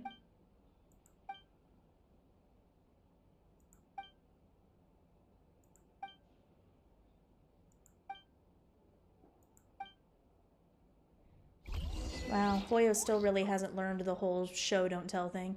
Oh, well thank God, Zhongli's got some health at least. Now ask me if I'm going to actually make any food. The answer to that question is no. Oh, can I... What the fuck is happening? Oh, it's a cutscene. Okay. This is a thorough plan, but I do have one last question before we take action. How can we be sure that our enemy won't leave the designated area? I don't know. Hope and pray. Great question. Albedo's been hard at work analyzing Rerir and the Wild Hunt's behavioral patterns. His conclusions are as follows. Why the fuck isn't Albedo and Duat here? Firstly, from the earliest known confrontation until now, Rerir has never displayed any ability to manipulate the dimension of space. So it's unlikely he has any power in that domain. Secondly, he seems to have a particularly strong vendetta against our group. Yeah, we did fuck him If up. we put him in a fight or flight situation, he'll choose to fight every time. Because he is a dickhead. Thirdly, finally, and most importantly, he is consumed by hatred, both for the moon and for his enemies. Fair point. Turns out, we tick both of those boxes. We have a reincarnated moon in our ranks, and a spy who accessed his private memories without permission. He'll be baying for blood, not looking to escape. As someone who's had their fair share of interactions with the Wild Hunt, those all seem like valid observations to me. Flins, as somebody who he also hates, I can guarantee you that he's not going to go anywhere else. Understood. Then I will defer to the verdict of the group. Well, everyone, that's the plan in full detail. Albedo and Durin are carrying out their part as we speak. Hell yeah, we fucking love Duat in this house. Plan approved. Scheduling. Okay, any firepower you need, I got you covered. Let's light this baby up. I love Aino so much. She's such a babe. The Frost Moon Scions are behind you little as well. itty bitty baby. And the rest of you? Yeah, well, you know. I'm gonna need vocal approval. No objections? All right, then it's settled. This is the plan we're going with. Next up, an old tradition of mine. Anyone who wants to back out, now's your chance. Actually, now that you bring it up, backing out sounds like a great idea. Wait, we can still back out of this? Everyone says things they regret, right? I I don't want anyone feeling trapped because their mouth said yes before their brain had time to think things through. Oh, Varka, it's so amazing that you think my brain has thought about anything in the last 30 years. A very people-first approach. I hear that's common practice in the Knights of Favonius. It is, unless you talk to D-Luke. He's not very people-forward, as we would say. Who'd you hear it from? D-Luke? Shh. We don't use people's real names at work. This contact will be known only as Owl, please and thank you. Oh my god, Owl is such a stupid fucking nickname. Oh my god, I would shit all over D-Luke for that. That is hilarious. I'd tell Kaya that. Kaya would give him so much shit. Oh my, he doesn't even have an owl. He has a falcon. Why is his codename not the Falcon? Oh, okay, whatever. It doesn't matter. That's so dumb. That's so dumb. Flints and I will absolutely support it. We shall indeed. You'll be glad you accepted our help. I mean, debatable. Also, you are the last person I expected to see here, Miss Dory. Yeah, because, you know, you're kind of not very people-forward, as D-Luke would say. It's not often I get called Dory in a work context. My peers usually call me Lord Sangama Bay. So, the longer your name, the higher your net worth. Is that the idea here? In that case, Mr. Flint's here must be worth a fortune. That's right, I know your full name. It's... Dude, he might actually kill you. The walls are thin here. I'd appreciate you keeping that a secret. Okay, fine. I'm actually only here as a favor for someone else. Do you have any idea how much it would cost to hire me otherwise? Oh, does this mean someone out there actually has the power to boss Dory around? It's Alice, isn't it? It most certainly does not. We have a long-standing and mutually beneficial business partnership. It's Alice. Oh my god, it's literally fucking Alice. Alice. A friend of yours. Said mom supplied me with a great little trinket, but now that lady's ruined everything. If I don't start building a little goodwill now, my whole business in Krai is gonna go down the drain. Okay. So what exactly is so special about this pendant? It's a lucky charm that a great mage made for me. We have a business relationship, and she was worried that something bad might happen to me. So, she wanted me to have something that can store power to protect myself with. I finally got it all fully charged up with Kuvaki, and then Nefer went and used it all up at once! Never lost so big in my life! Oh my god. You're right. It was all my fault. I didn't mean to drain all the Kuvaki in the pendant, but I'll make it up to you. You will? Well, in that case, how about you give me your chess set, and we call it even? Absolutely not. I knew you'd say that. Well, it's yours if you want it. In fact, take it now, and I'll even throw in a free Rerir of Solnari. Deal? You're putting me in a difficult position here. It's a very useful thing to have around. But I have a funny feeling it won't be around much longer. I guess we'll see in a couple of days. Looks like bankruptcy for me. Hey, don't be so pessimistic. See this through and you never know. You might find a new business opportunity on the other side. I can't believe Alice is Dory's supplier. That tracks so much. Oh my god, I'm gonna have to run around again. God damn it, can't we just get to the fight scene?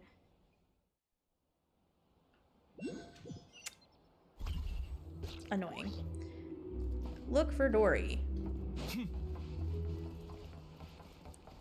Hey, Dory, what's up?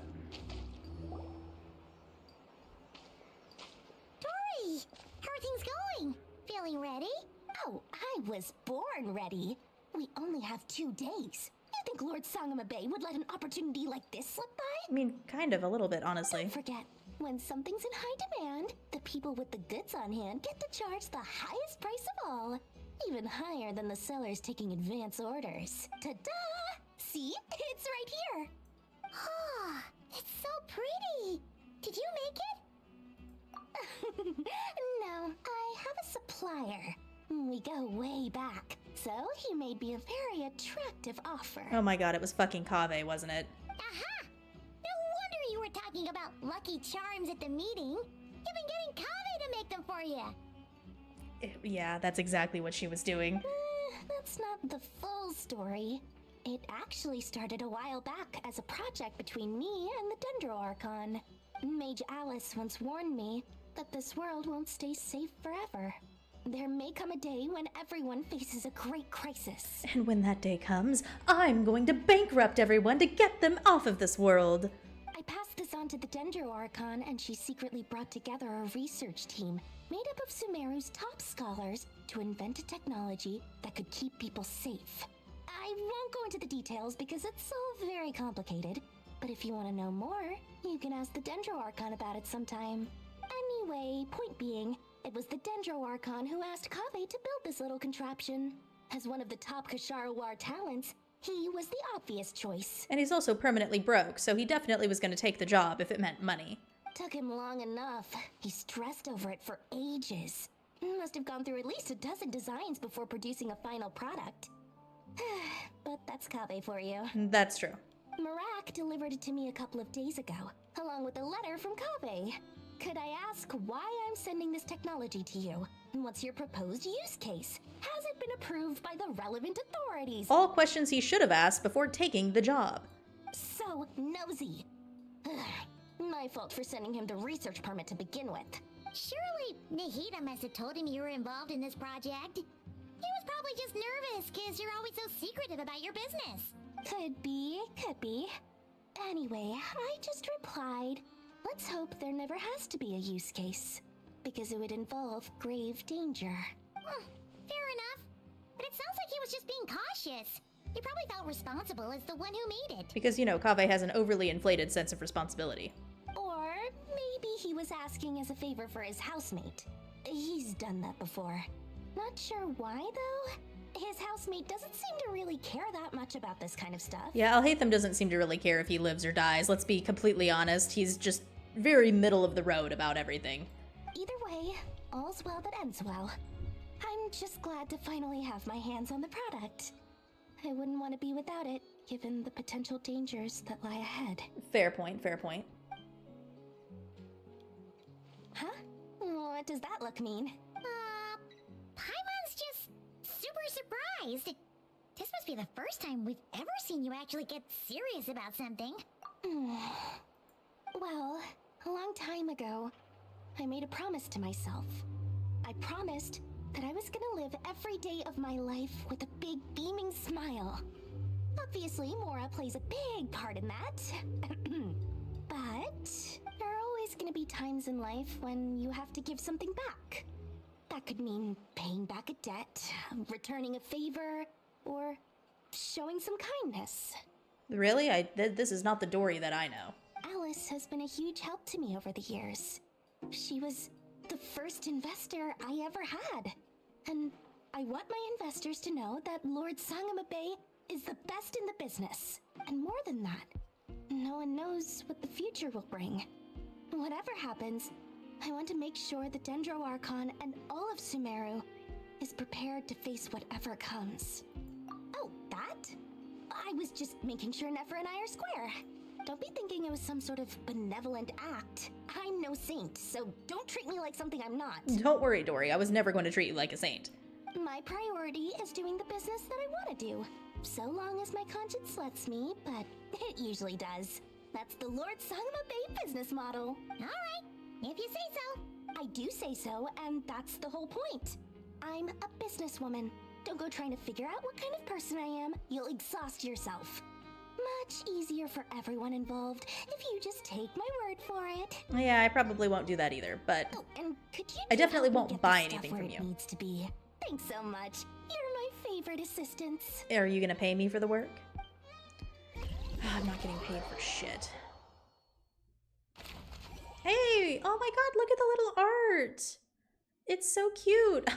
I think Druin had glasses on. That's adorable. Ooh, hold up. I don't really need these, but I'm gonna go ahead and... yoink.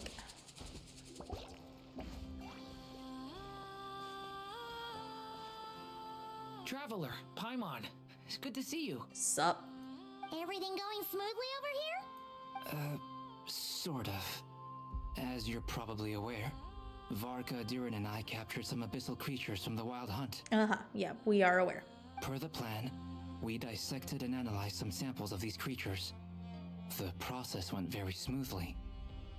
The findings, however, come with some troubling implications. Okay, anything that's gonna impact the plan, because if not, then I don't care. What? You can actually dissect the wild hunt? That depends on your definition of wild hunt and dissection. Harmless, lifeless. These words are accurate descriptions. The fuck they are. The wild hunt is an interesting phenomenon. In and of itself, it doesn't seem to possess anything akin to a human personality. But taken as a collective, the medium through which the wild hunt is summoned does appear to have a soul. Master griped a lot about the wise Horoptetyr, and seemed somewhat fascinated with the foul Certology.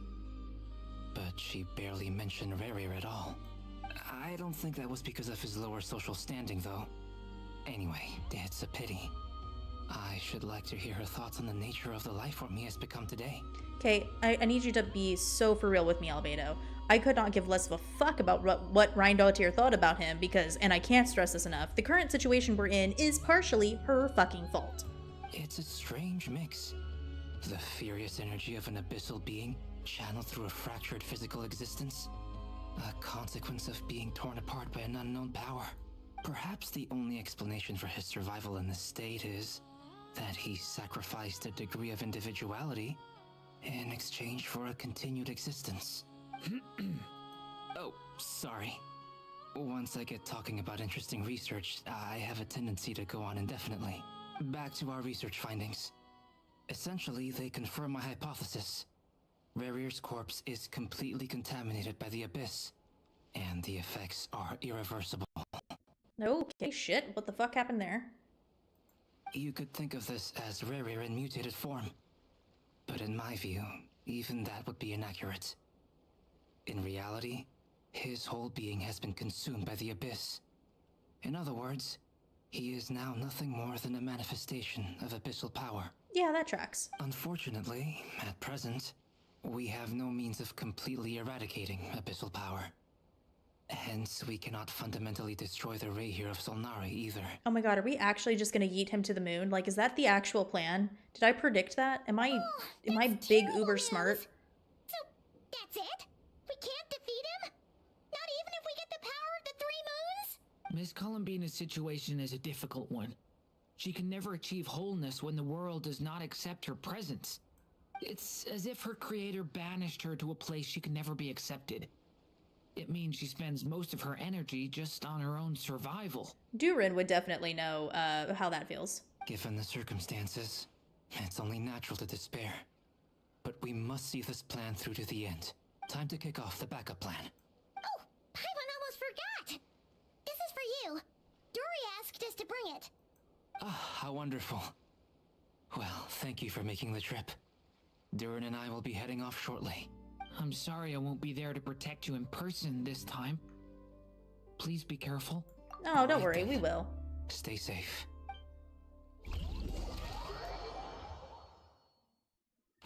Okay, on the other side of Hisi Island, the other dickheads are here. If I could heal myself, that would be really lit. A yeet. See how nice it is to use Kniech.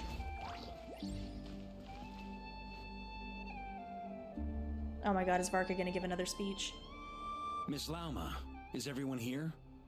Yeah, all 15 of us. Yes. The fate of my flock is in your hands, Grandmaster Varka. Please keep them safe. My lady, what are you saying?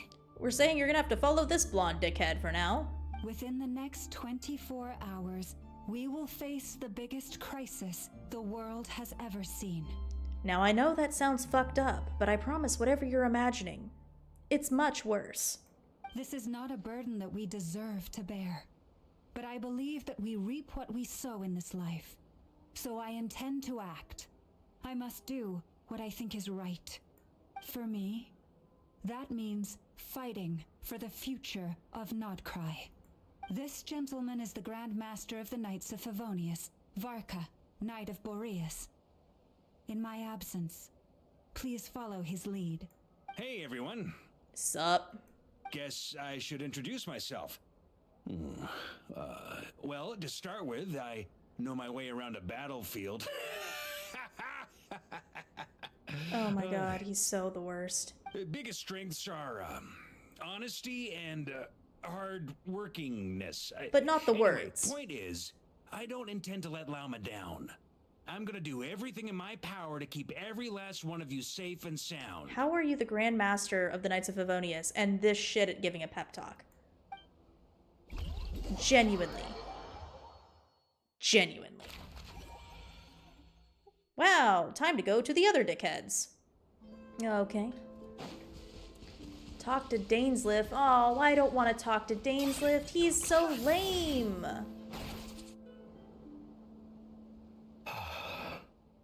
Something on your mind? You know, besides the fact that we're gonna go kill your friend. Miss Columbina, was it? I believe that's how the others addressed you. That's right. Names are funny things. Have you always been called Dainsleff? Yes. I take it your own name has a more complicated history. That would be an understatement. I have a different relationship with names than other people. To be honest, I'm not even sure that Columbina is my name. At least, not in the same way that Dainsliff is yours. But it's what everyone calls me, and I go along with it. A lot of my life has been that way. I get so used to things that I forget to question why they are so. I never used to think much about where names come from, or what they mean to people. Maybe something's wrong with me. Oh, there's a lot wrong with you, Columbina. You're different from other people. I sensed it the first time we met. Yeah, that's because she's not technically a people. You're more perceptive than most. I'm sure your long life and rich range of experience explains that. Do you ever find yourself missing Khaenri'ah, Mr. Dainsliff? Difficult to answer. I have dreamed of the past many, many times. Oh my god. Sometimes I'm fighting tooth and nail. Other times I'm lying on the ground, defeated. It's Dainsliff's angst hour, which has to happen every time he's on screen. I don't recall any happy moments from that time. It has been too long. Is that because hatred survives longer than love and affection? That would not be for me to say. I make no excuses for the grudges I bear. But whatever the reason, I remember little that was beautiful or sentimental. Thank you for your help with the Rerir situation. Without your efforts, I never could have learned the hidden truth of his story. And now I have decided that no bitch is worth that much fucking angst. You're welcome. I know he's your friend. Was. Friend? He betrayed me. And I never really understood what he was going through in life. Some friendship, that is. Yeah, it sounds like you were really bad at being a friend, Dainsliff. Okay. So, do you plan to fight him with us? Don't be a fucking bitch, I swear to God. You see? You're torn. Now you know what really happened. You see the things he's done in a new light. Okay, but not enough of a light to change this, guys, because, and I can't stress this enough, he's been killing people for over 500 years. I need some time. Oh my god, how much fucking time could you possibly need? Of course. I completely understand. Anyone else in your position would feel conflicted too. No the fuck I wouldn't. I would feel no conflict over this. I would be ready and willing to go and beat his ass. Actually, I went through something similar myself recently. Something happened that changed my perspective on a situation. A situation I took for granted at the time, but now I feel very grateful for it. You mean the Harbingers who still support you, even though you've left the Fatui? Yes. I always thought they were only helping me because Harbingers are forced to work together. But then I abandoned them. A warrant was even put out for my arrest. And even now, they still support me. Which means I was wrong about them all along. Clearly, they view you as a friend. I feel a little guilty now. I regret not seeing her help for what it was, and not treasuring it. I see the guilt that you're feeling now, because I feel it too. Hopefully, talking about it will do us both some good. Have you noticed that the Traveler and Paimon are over there? I think they've been listening. Hey, sorry to eavesdrop. Fucking bitch, don't fucking out me like that. Huh. Shall we say hello? Oh my god, you fucking losers. Sure. Hello. Oh, god damn it. Ah! They caught us! Fucking psychics. I apologize for making you worry. The fuck you don't, dude. You make me worry every time you're here. That's kind of your whole thing. You appear and then you fuck off into the ether. Well, not No into doubt you ether, wish to but where you know what I stand mean. on the plan to take down the Rerir of Solnari. I'm afraid I need a little time, Oh my god. but I will seriously consider joining you. Oh my god, eat a dick. You will? Oh, thank you so much! Everyone will be so grateful to hear that! Okay, he didn't actually agree. They needn't be. This was something that I was going to have to face up to eventually. That doesn't matter to them. They're grateful to you regardless. Because that's how people work, Dainsleif, you fucking ignorant bitch. You can't control their gratitude, so just accept it. And then, have a think about whether you're willing to join us. I can't believe Dainsleif is still fucking around and not doing shit for dick. I'm just big annoyed. It's nearly showtime! Let's go rendezvous with the others. Hopefully Dainsleif actually said that he was going to help. Wait. Oh, it's literally right there. I think I'm still too far away to really do this. God damn it. Is this really necessary? It is necessary. Kaniche. Hold up, everybody. This is very necessary to the plot. 10 points for agility. Haha! God, I'm so good at everything that I do. Oh, god damn it, I can't cut through there. Okay. Cool.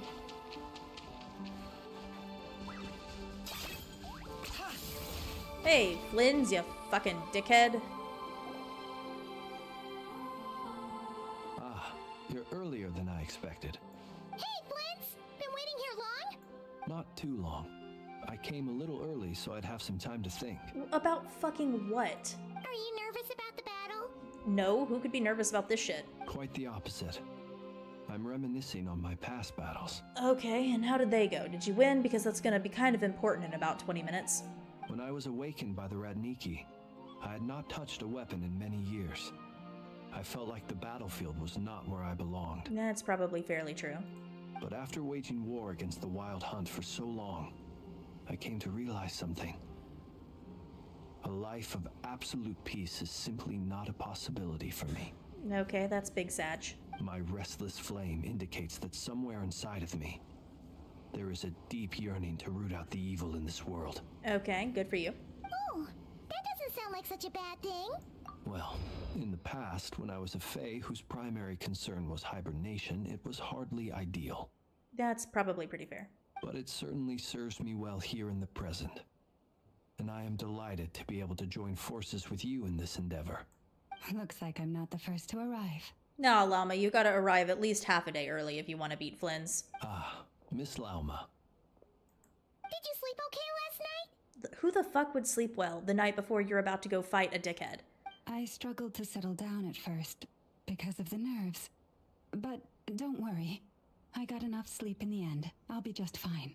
Okay, well, I work best on lack of sleep, immense amounts of spite, and caffeine, personally. Please, I'm just doing my part. Nefer! Over here! What's up, bitch? Aino asked me to relay a message. She said Nefer will be on high alert and keep a close watch over all secondary districts where defense is required, providing support as necessary. Meanwhile, Aino herself will provide range support to us directly, using her latest invention. It's a big fucking catapult. Excellent. My thanks to all involved. Oh god, it's shaking. That's not a good sign. The chestnut's looking a little unstable. It won't hold him much longer. We should be prepared to engage at a moment's notice. No sense sitting around waiting. Let's make the first move while we still have the option. I agree. Paimon, find a safe hiding place. Because, again, Paimon's fucking useless here. Got it! Be careful, traveler! I will. Okay, peace out, bitch. Oh my god, are we actually fighting? Let's go. I don't have anybody healed for this, though. That's really unfortunate. Everyone, take your positions as soon as the battle starts. Every ounce of strength we have in our bones, let us bring to this fight. Ready? Let's go. Yeet that bitch out of that box. I've seen all your futile ploys before. You have become the authors of your own demise. I wouldn't be so sure about that.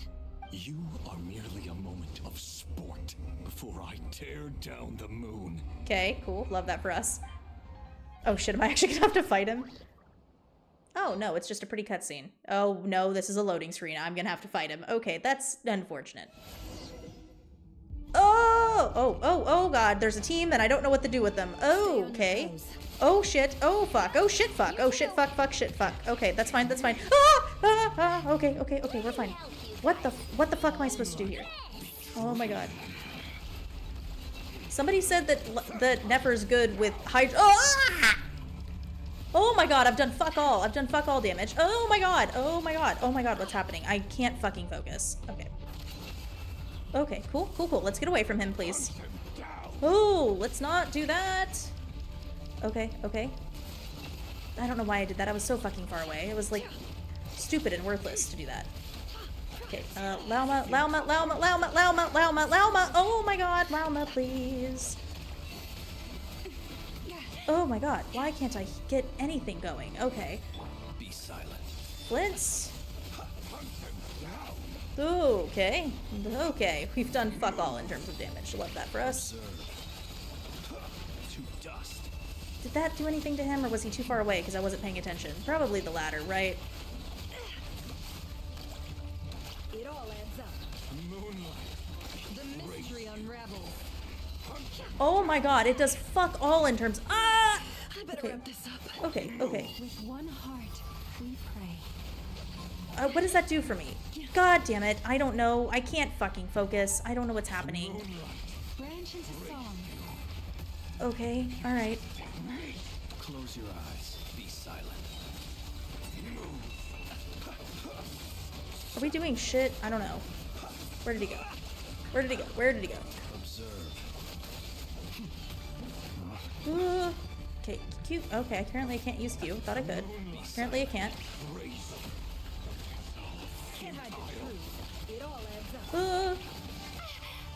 What is the Traveler doing here? Okay, apparently Hydro is pretty important to this fight. With the moon, and so shall it end. Okay, cool. Love that for us. Will protect you. Follow Lauma's hymn? What? Okay, that way. Oh my god, what am I? Fuck, guys, I can't fucking say. Oh. Close your eyes. He fucking disappeared. God damn it. Steady now. Oh, I can't. Be silent. Okay, what am I supposed to do here? T? Is that it? Okay, apparently that was it. Good. Close your eyes. Observe from here. When will it be as you foretold? Okay, shit. What was I supposed to do? T. Shit. I'm gonna fail this, guys. I don't even know what's happening, honestly. Spirit is not welcome here. Okay, Lauma. Seek within. I know. Okay, so Traveler. Oh my god, why can't I get... I am clicking buttons and things are not happening, and it's honestly pretty atrocious. Ooh, okay. Let's not kill Flynn's right away, please. Lauma. I don't really know what that did for me. Okay, she heals. That's good. Moonlight betrays you. Oh, I need him to heal. That's not what I wanted. Shit, I was hoping he would heal. Okay. Oh, he... Okay, you can't fall here. Okay. Oh, thank God. I don't actually have to worry about it. Apparently I can't die. Okay. I thought this was going to be hard, but they're doing it on easy mode for people like me. Keep your distance. Where the fuck? Okay. Okay, that's really not helping me. That is also really not helping me. Don't know how to use any of these fucking characters. Be silent. Observe. Steady now. Ooh, okay. Apparently Flynn's does a decent amount of damage, I guess. I don't really know.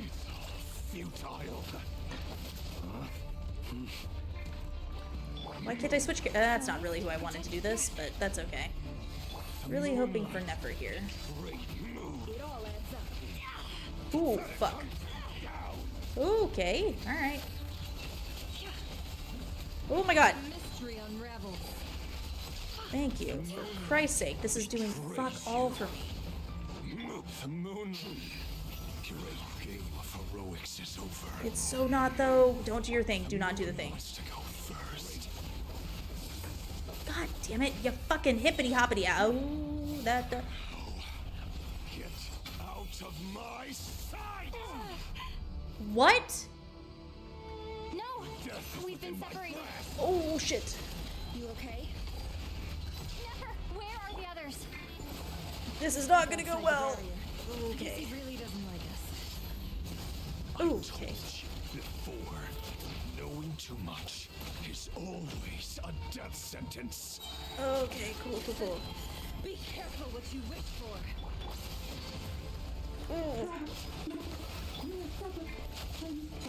Lauma, can you hear me? Oh my god.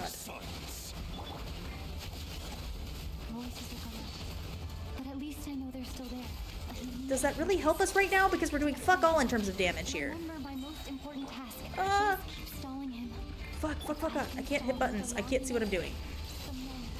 That did so much damage, and it did fuck all. That is insane to me. Okay, 2, please. Thank you. Fuck. Yeah, that did fuck all too. Great. Love that. Hydro Traveler sucks. I mean, I'm also bad at this game, but that's okay.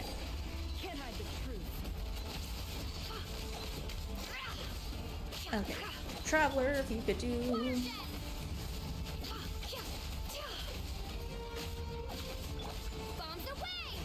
How did you not hit him?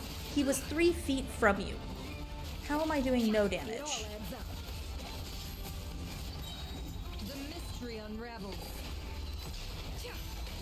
Man, it must be so nice to watch people who are like actually good at this game.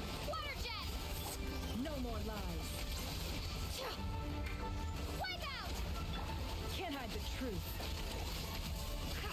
Ooh, shit. Okay. Oh, shit. Okay. Oh, shit. Okay. Oh my god, you hippity hoppity asshole. Not really what I meant to do. Absorb Kuvaki? How do I... Quick question, how do I do that? I would love to absorb some Kuvaki. I don't know how to do that though. Okay, do I just run through it? Is that what I'm supposed to be doing? Maybe I wasn't meant for this world. Okay, well that didn't. Oh my god, I gotta do this again. This is gonna quickly end up becoming a Dark Souls boss battle. I can just feel it. Already getting Elden Ring flashbacks. God damn it. Can't hide the truth. Seriously, it does fuck all in terms of damage. Where are you? There you are. Man.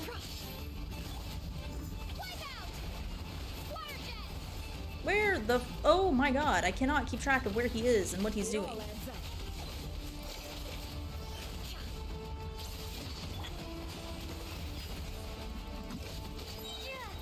Oh my god, I'm on cooldown. God damn it. Okay, focus. Do that. Do this. One, please, for the fuck god. Can't hide the truth.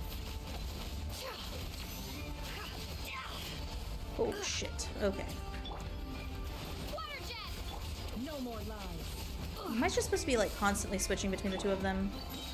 It feels like I need to be using a lot more Hydra than I'm actually using, and it's like also hard to do because he's constantly moving. The deception ends here. Oh my god, this is gonna take 60 years for me to do. He doesn't actually do that much damage for as large scale as these attacks are, though. Like, his big one seems to be when I am trying to absorb the Kubaki. Can't hide the truth. Seek within. Oh my god, this is gonna take 60 years.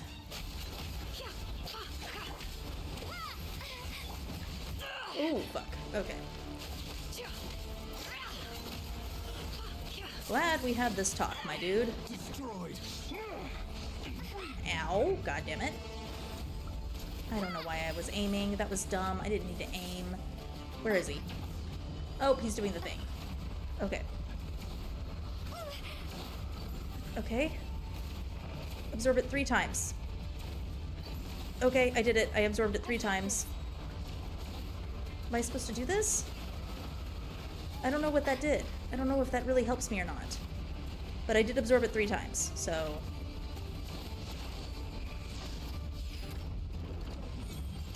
Oh, okay, cool. The shield's broken. I can't keep this up. Oh, you're gonna have to keep it up, homegirl. Because we got problems. We got problems, we got a lot of problems, so you're gonna have to keep it up for me. Traveler, I don't know how to tell you this, but you are gonna need to buck the fuck up, homegirl. Oh my god. Okay, I really need to stop being bad at this. The deception ends. There we go. I'm really not paying attention to what's happening. God damn it. Click the I'm clicking Q and shit's not happening. It all adds up. Oh my god. The Hydro Traveler is the worst kind of traveler. No more lies. Destroyed. Seek within. Bombs away.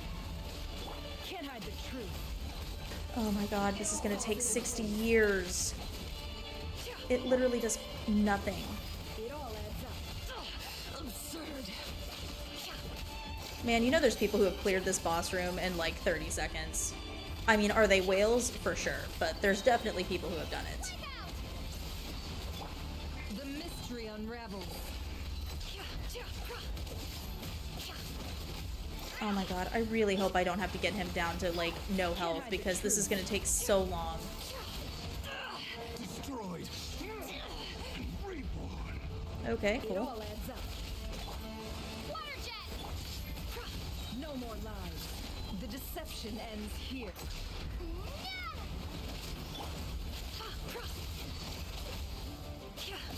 I thought about how nice it was to use Nefer before, and now it's like doing nothing. I mean, I think that's kind of supposed to be the point here. I could be wrong, but I feel like the point is supposed to be that it does nothing. Oh my god, where are you now? Ooh, that's not good. Traveler? Shit, what am I doing? I need to absorb Kubaki 3 times. Okay. There's the 3rd one. Oh my god, get it! There's no other way.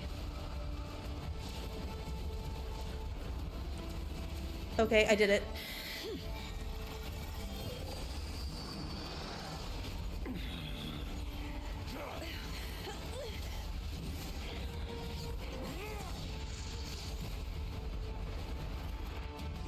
Okay, what did that... Oh my god, were we fighting him inside the chess set? Is to borrow his own power. Were we fighting him inside the chess set? That means Columbina will have to disappear while you two bear the brunt of his attacks. You have to hold on. Find a way to keep him focused on killing the 2 of you. Cool, love that for us.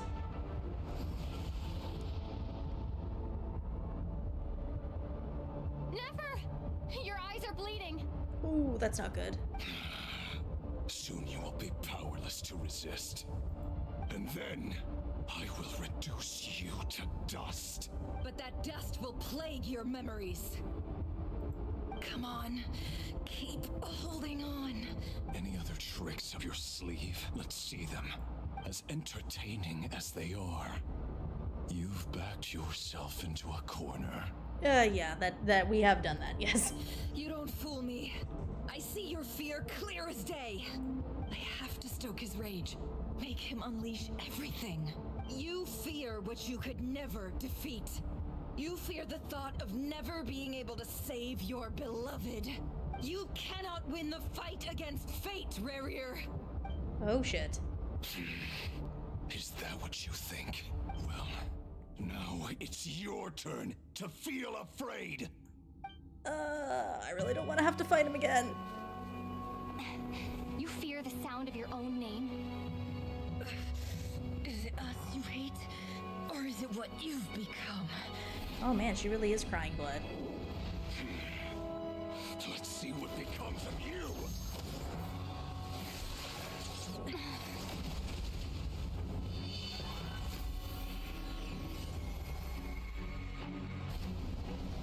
Oh, interesting.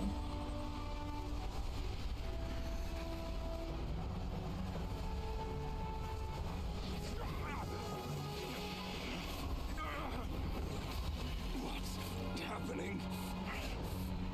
That power. I've seen it before. Hell yeah! Albedo for the win! Oh, and Durin's doing something. His power is on another level. We'll need to use an alchemical array to convert his power into a usable form. Then quickly channel it into Columbina, rendering her powerful enough to compete with him. I'll join you. I can help. If I release enough abyssal energy into a confined space, it'll create a potential difference, allowing us to extract a huge amount of elemental energy.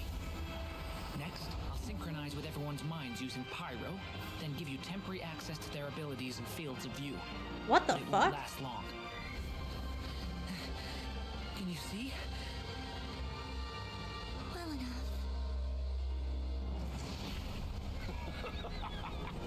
So, we have a student of Gold Rhine-Daughter in our midst. How about Durin can do that?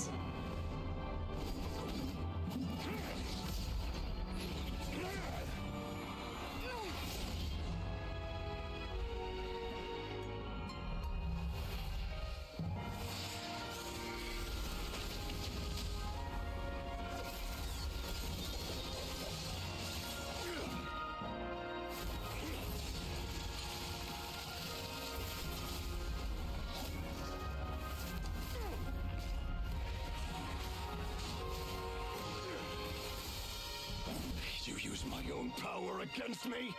Just like how you stole Kuvaki. Look familiar? Damn.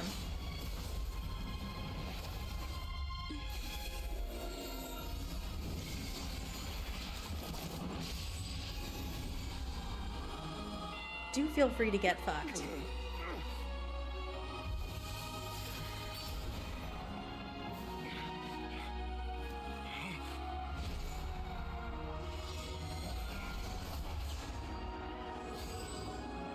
Don't you realize? You don't have the power to hold that gate open. I don't, but someone else does. Goodbye, Rerir. Do feel free to get fucked, dude.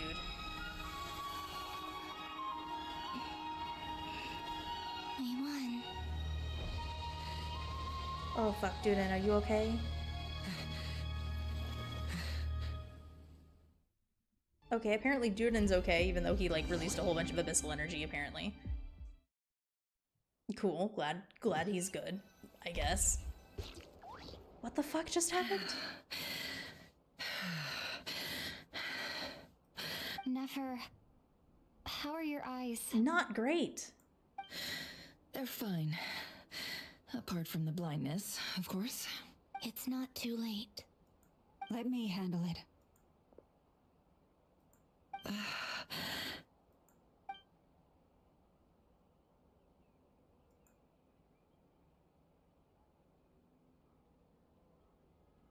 Okay, we're just gonna drop blood in her eyes. Okay, cool. Love that for us.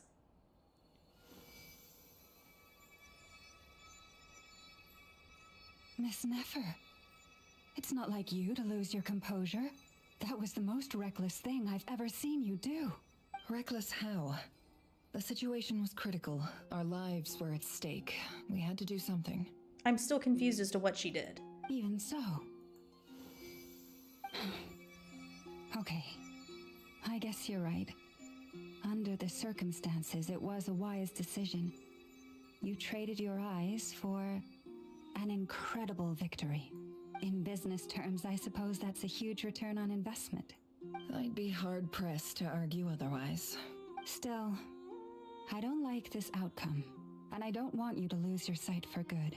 People suffer when they make sacrifices they shouldn't have to make. Whether that means faith, strength, or in this case, your ability to even see. I had hoped you could win without sacrificing so much as a single hair on your head. I'm still so confused as to what the fuck just happened. Thank you. Really. All done. Don't try and open your eyes just yet. We'll see how you're doing in a couple of days. Until then, please follow your recovery plan to the letter. I'll send full details through Yehoda. For now, just get yourself home, relax, and rest. Okay, somebody should probably, like, teleport her home or walk her home, because if she can't see right now, that's gonna be a huge issue. My dear friends, we have fought bravely and achieved a spectacular victory. A dark cloud has been lifted from the skies of Krai. All in this land will be grateful for what you have done. The moon will remember this day. Thank you both.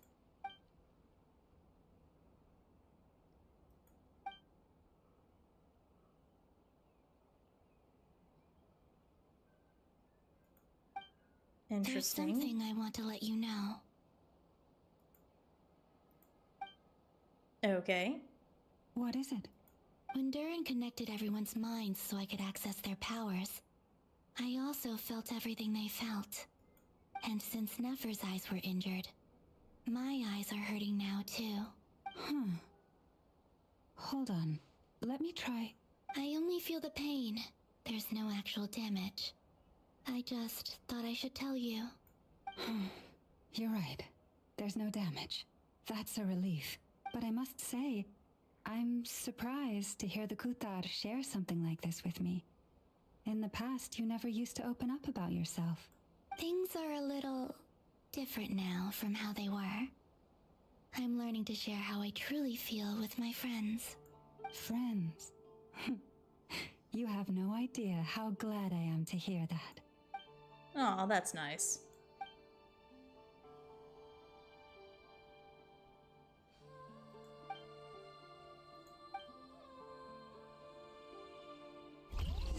Is that the end of this? Surely not.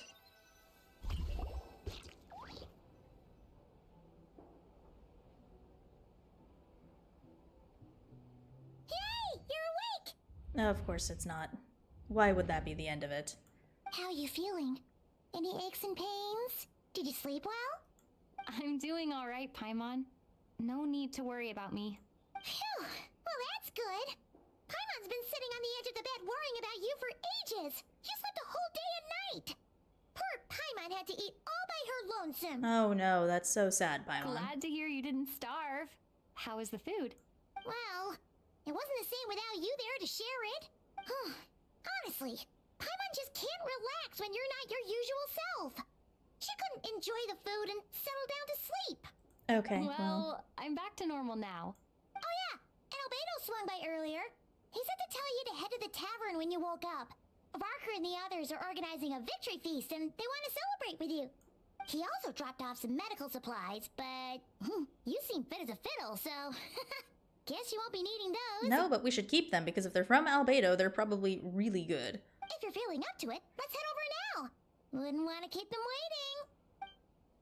waiting. Okay, cool. Aren't I in the flagship? Just in the in part of the flagship? Ugh! I'm moving too fast. I can't see what's happening on the screen. They're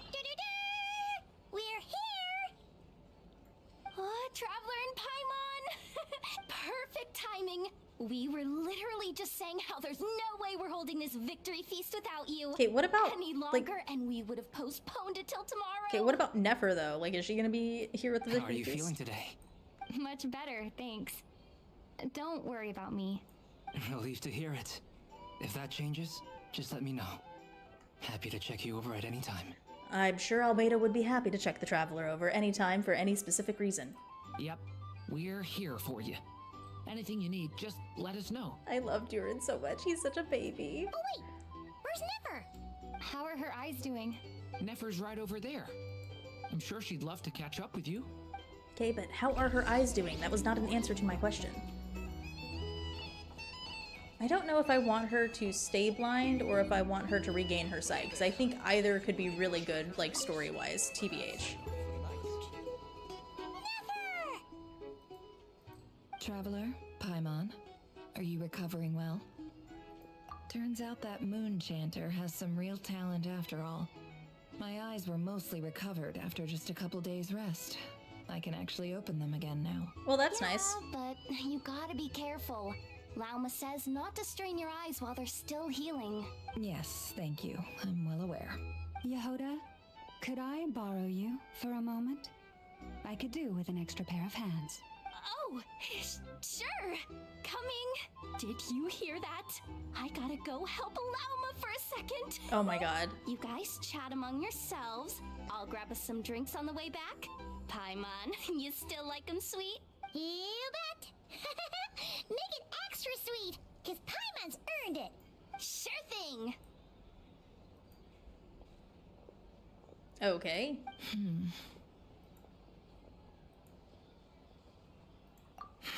The Rerir of Solnari. Kind of a snake, don't you think? No, definitely a snake. A poisonous one who spewed his venomous hatred everywhere. Anyone who seeks revenge out of hatred for other people has become a snake. That's something my dad used to say. Okay, so what does that make you? Perhaps. I'm sure it sounds like a very wise and open-hearted perspective to your ears. But me? I think hatred is a perfectly justifiable emotion. I mean, I think it's a justifiable emotion. That doesn't mean I think that everybody should get to go do whatever they want just because they feel a little hatred. What else is left when everything you depended on in life gets stripped away? Something's gotta fuel that drive to keep on living. If you're worried about me, you can nip that in the bud. I'm not someone who gets stuck in the past. Because you've already killed everybody in the past, or for a different reason? It's just... I suddenly feel like I was wrong to call my father a liar. He was just a fool. That's why the academia turned their back on him, and why the other tribes ganged up on him. Yeah, he wasn't a liar. He was just an idiot. There's a difference. Oh, father. How much better things could have been if you were a skilled liar. Look at the Ibis King. Thoth is a fiendishly cunning liar. And yet, strangely, he feels more like a father to me than my real dad ever was. He's never brought it up, but I'd bet he feels the same way. I'm so confused by this weird connection she has with Ibis. Why else would he give me the power to perceive the truth, while at the same time training me in the art of deception? Well, King Deshret banished him to Aru, which is essentially a prison, and posed 3 questions to him. He promised that he'd have his freedom if he could find the answers. His response was to take on a physical form and approach me, hoping that I could become his envoy and search for one of the answers on his behalf. Did he really think I'd fall for that? He's stuck there. He can't make me return what he gave to me. So that's enough for you to decide he's nice, is it? I didn't say nice, I just said that you guys have a father-daughter relationship. He's a prisoner, and he was scared.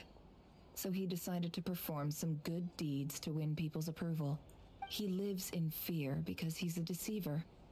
How is Rerir any different? You can't work as a spy your whole life and expect a happy ending. Okay, Nefer definitely has some, I don't know if I would call these self-esteem issues, but she definitely is not thinking that she's gonna have a good ending to her life. It's preposterous. Yet I can't say I don't understand it. Liars live in the darkness of their own making. But it's still human nature to want to go on living. They say that a liar's soul is the most worthless thing in the world. What do you think? Oh, really? Well, it takes a very kind person to find compassion even for liars. I'm gonna be honest, I only picked that option because it's Nefer we're talking about, and she is just so pretty. If you ask me, the soul of a liar really is worth nothing. Because all they care about is themselves. For example, when something good falls into my lap, I don't go sharing the news around. Stops other people trying to steal it from me.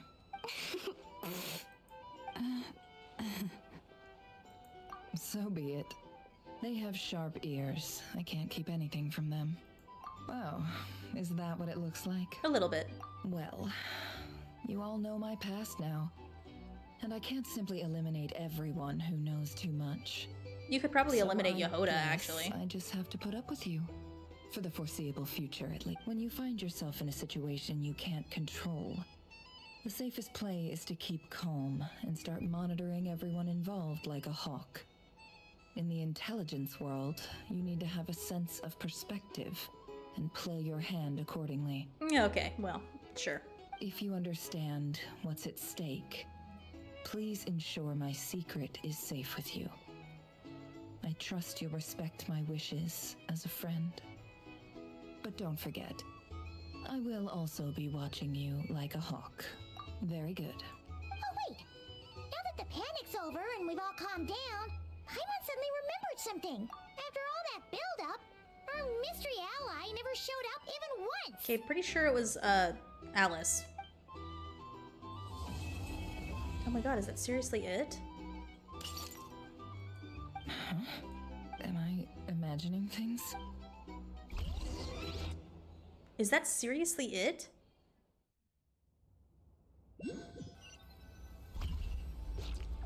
So, that close colleague who stayed behind with you?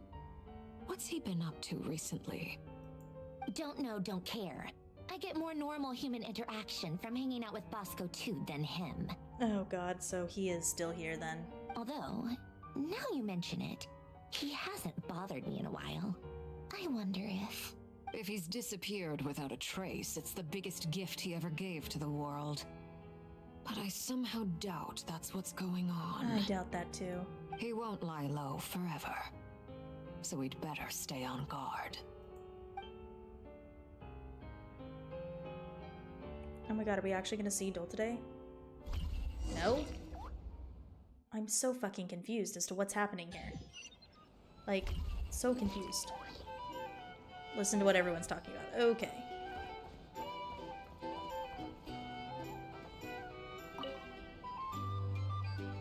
How have you been holding up? Any adverse reactions? If you start to take a turn for the worse, make sure you tell me right away.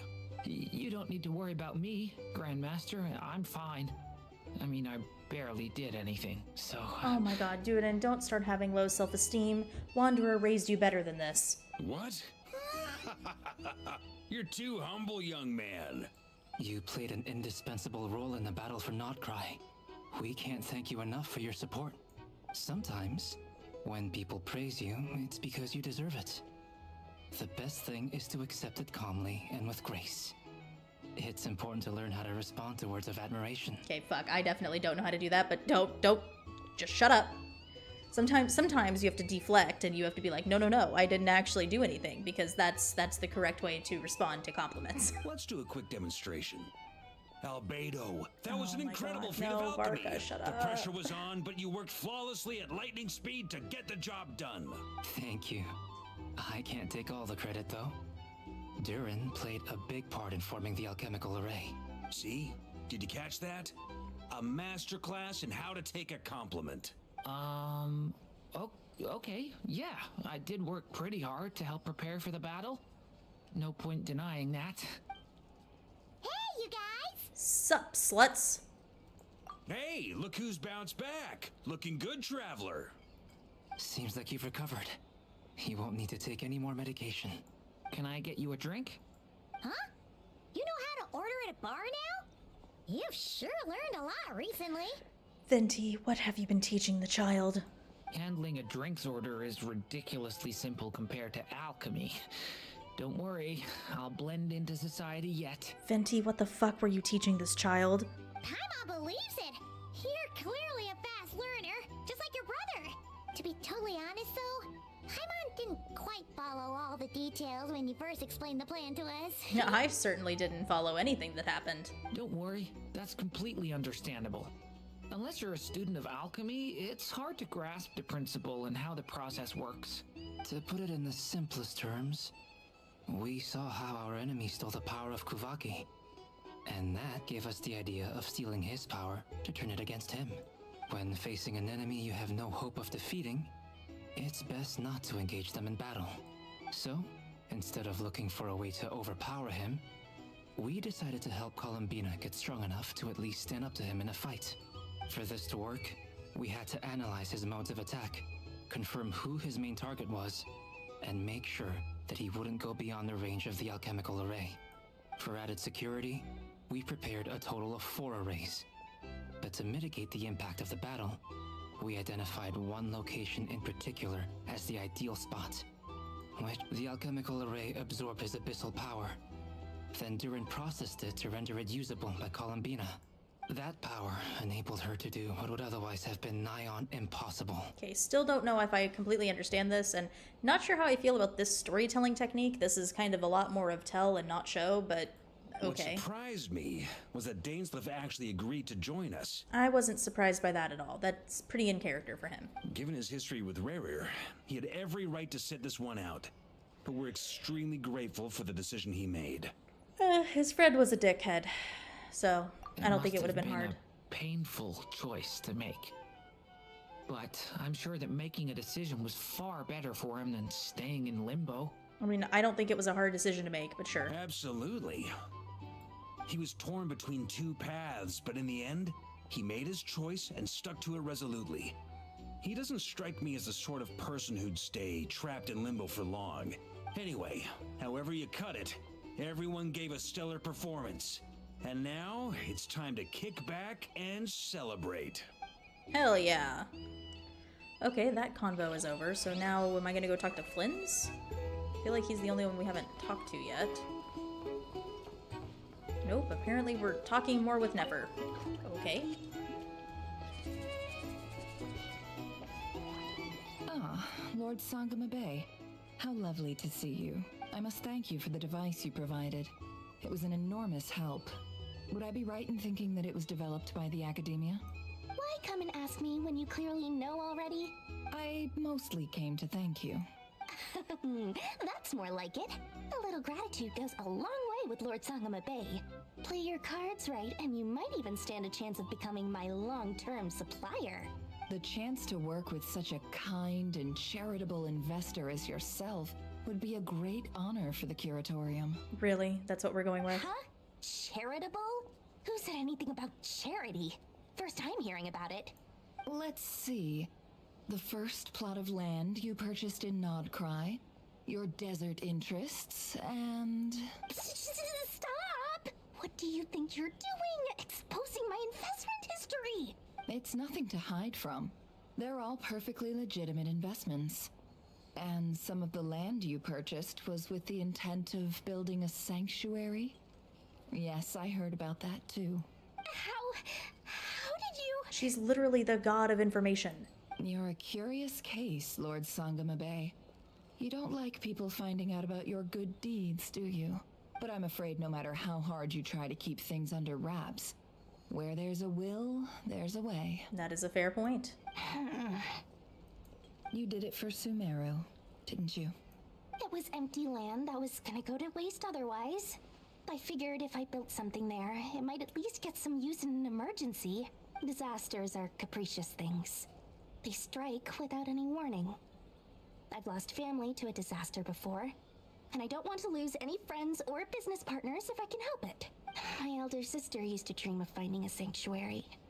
Somewhere with plenty of food, water, and medicine. Where everyone could live happy lives. Yeah, her older sister's for sure dead.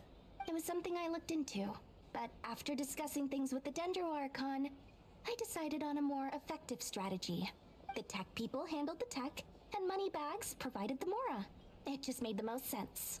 It's a pity that so few people know the truth about you. Everyone says that you view everything in terms of Mora, and all you care about is growing your own wealth. So, what's the problem with that? Everyone wants to be rich. It's human nature. So yes, I love Mora, and it's nothing to be ashamed of. Okay. But surely you have dreams of your own beyond just making Mora. You don't get it, do you? My dream is to invest in other people's dreams. And, you know, make a nice little slice for myself along the way. Just thinking about it makes me happy. That sweet, sweet sound of Mora. Yikes. Thank you. For the device? And the pendant. Oh, that. I was just returning a favor. Don't worry about it. Seems like we've both been away from home for a very long time. Yeah. So long that I barely remember what my family even looked like. Man, that's fucked up. Maybe you should go home. That would be your mother, father, and sister? Yeah, though it's been years since my sister passed away. It's not like I want to forget them, obviously, but memory can be even more ruthless than the most calculating business person. Beyond a certain point, if something isn't helping you, it just gets rid of it. My sister can't help me now. Slowly but surely, her face is fading from my mind's eye. It's become a vague impression. Not everything will fade. When loved ones pass away, the beautiful memories are the ones that last the longest. Yeah, that's true. If you ask me, that's the one silver lining in all of it. Okay. Well, that, plus, I'm sure that life is much better now than it was back then. Oh, absolutely. I have tons of Mora, a big beautiful house, business is booming, and I'm as happy as can be. You've got a lot going for you too. Boss of the Curatorium of Secrets? I'm sure there's plenty of Mora to be made in that line of work. I appreciate the vote of confidence. Okay. I'm not really sure what that conversation did for me, but glad we had that covered. Are we really not going to get anything from Flynn's or Dainsleif at the end of this? Okay, we're back with the Fatui. That's the only reason you're here. Yes. I've thought a lot about it. And I've realized that you, me, and Arlecchino should be friends. I think this is very important. So I felt I had to come and tell you. Well, this is a new one. I'm so moved. I can't even hold my teacup. If that's all, you can leave now. Do you not want to be friends with me? Or is it that you prefer being co-workers? What is this, Columbina? Are you deliberately testing my patience threshold? Right now, my politeness module is active. But if you say another word, I swear I'll shut it down. I still don't know if Sandrone is a real person or not. If your politeness module was active, wouldn't you say the word please at some point? Oh, dude, get fucked. Polonia, please see Lady Columbina to the door. Will you still invite me to your next tea party? What? Yes, I think you will. Bye-bye, dear Sandrone. Oh my god, I think Columbina just likes to fuck with Sandrone, and I'm kind of here for that.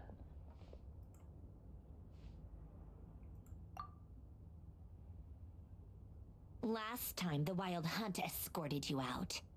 Would you rather I handled it myself this Can we just time? come and go from Fatui strongholds now without anybody thinking anything of it? We just wanted to, see how you were doing now that it's all over.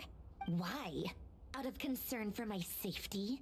I hope you didn't seriously think that the Rerir of Solnari would be able to lay so much as a finger upon me, given how prepared I was. I mean, we did kind of think that he had killed you, honestly. We were hoping for it. In fact, we were taking bets. Mostly because you kind of helped us out, so we just wanted to check you were okay. Looks like all your robots are fixed, huh? Oh, don't you worry about that. Tea time is already a write-off. The visitor before you managed to kill my appetite. If you're in the mood for tea, go ahead and help yourself. Otherwise, it's going to waste. My coasters are still missing in action, though. Use this notebook instead. Whoa! Pretty hefty notebook. Look at all those calculations. You can ignore those. They're just dumb scribblings. I doodle and write in my free time. Sometimes I remember the distant dreamlike past. Sometimes I imagine the far-flung future. And other times, I grit my teeth and note down all the crazy nonsense going on in the present. Some people do the crosswords in the newspaper. This is my equivalent of that. Okay. Trying to predict the future is like daydreaming, and writing about the present just makes me furious. The past is my favorite. If nothing else, it's already set in stone, so I don't have to rack my brains trying to figure it all out. Huh. Although, having said that, the only vaguely interesting memory in my past is probably that guy they call Lord Artificer. Who the fuck is that? Who else? Pretty much all the mecha in Fontaine are his personal handiwork. Wait, are you saying you know him? Like, personally? What the fuck? As a friend? I mean, I guess we were friendly enough. Yep. In fact, I'm probably the only normal person left who knew him at all. We used to chat occasionally back when he was still around. Before he passed away, he asked me to destroy all his manuscripts. Who the fuck is this? Am I supposed to know this bitch from somewhere? This was not in the Fontaine Archon quest. I honored his request, but I did read through everything first before destroying them. I mean, I couldn't let the genius of Lord Artificer Alain Guillotin disappear like that. Would have been such a waste. So, that's where the formulas in your notebook are from? I just told you. Those are my equivalent of crossword puzzles. They're just dumb formulas that I solve for fun when I'm bored. Alain's work was like epic poetry. The formulas in my notebook are just silly little riddles in comparison. I'm so confused as to why we're having this conversation. Not that there's anything bad about them. I mean, at least solving those riddles isn't going to hurt anyone. Except me, because I lose a few brain cells in the process. Anyway, while we're on the topic, I might as well tell you about what happened to him and his friends. Alain Guillotin had two close buddies, Renee and Jacob. They spent their childhood years together in the Narzissenkreuz Institute. They were all quite competitive, so there was some rivalry between them, but it was a friendly rivalry. But beneath the friendship and the rivalry ran something deeper, a sense of nostalgia for the past. Who the fuck are these people? Unfortunately, childhood would end, the prophecy would come true, the apocalypse would arrive, and the future would never be. I don't know who any of these fucking people are. I missed apparently a shitload in Fontaine. A mad dream that would normally only capture the minds of lunatics begin to take root in their hearts. A dream of saving the world. And if Renee and Alain had been people of lesser wits, that dream would probably have ended up as something for them to joke about in their older years. But alas, they were some of the sharpest minds around. They nurtured that dream with the full power of their intellect, and it grew into something that ate away at their souls. The first of them to fall under its spell was Renee. Against Alain's wishes, he persisted in experimenting on a mutual friend of theirs to try and save their life. Alain did not approve and parted ways with Renee. It's complicated. Alain wanted to believe that Renee only did what he did for the sake of their friendship.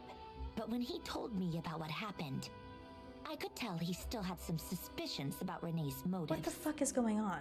Perhaps the seed that would grow into a nightmare had already sprouted in Renee's mind. Even then, the next time they met, Renee's soul had been completely engulfed by the dream of salvation. His futile attempt to change the tide of fate only resulted in a wave that swallowed up the world, even before the apocalypse came. What the fuck? And although that wave died down eventually, I hear that it just recently came back with a vengeance. As I understand, Renee wanted to live out his dream of salvation once more. But I'm told that so he turned into a Heartless from Kingdom Hearts? What the fuck is happening? At long last, Renee awoke from his deluded dream. Though of course by then it was far too late. What do you think of Renee? Do you admire his transcendent genius?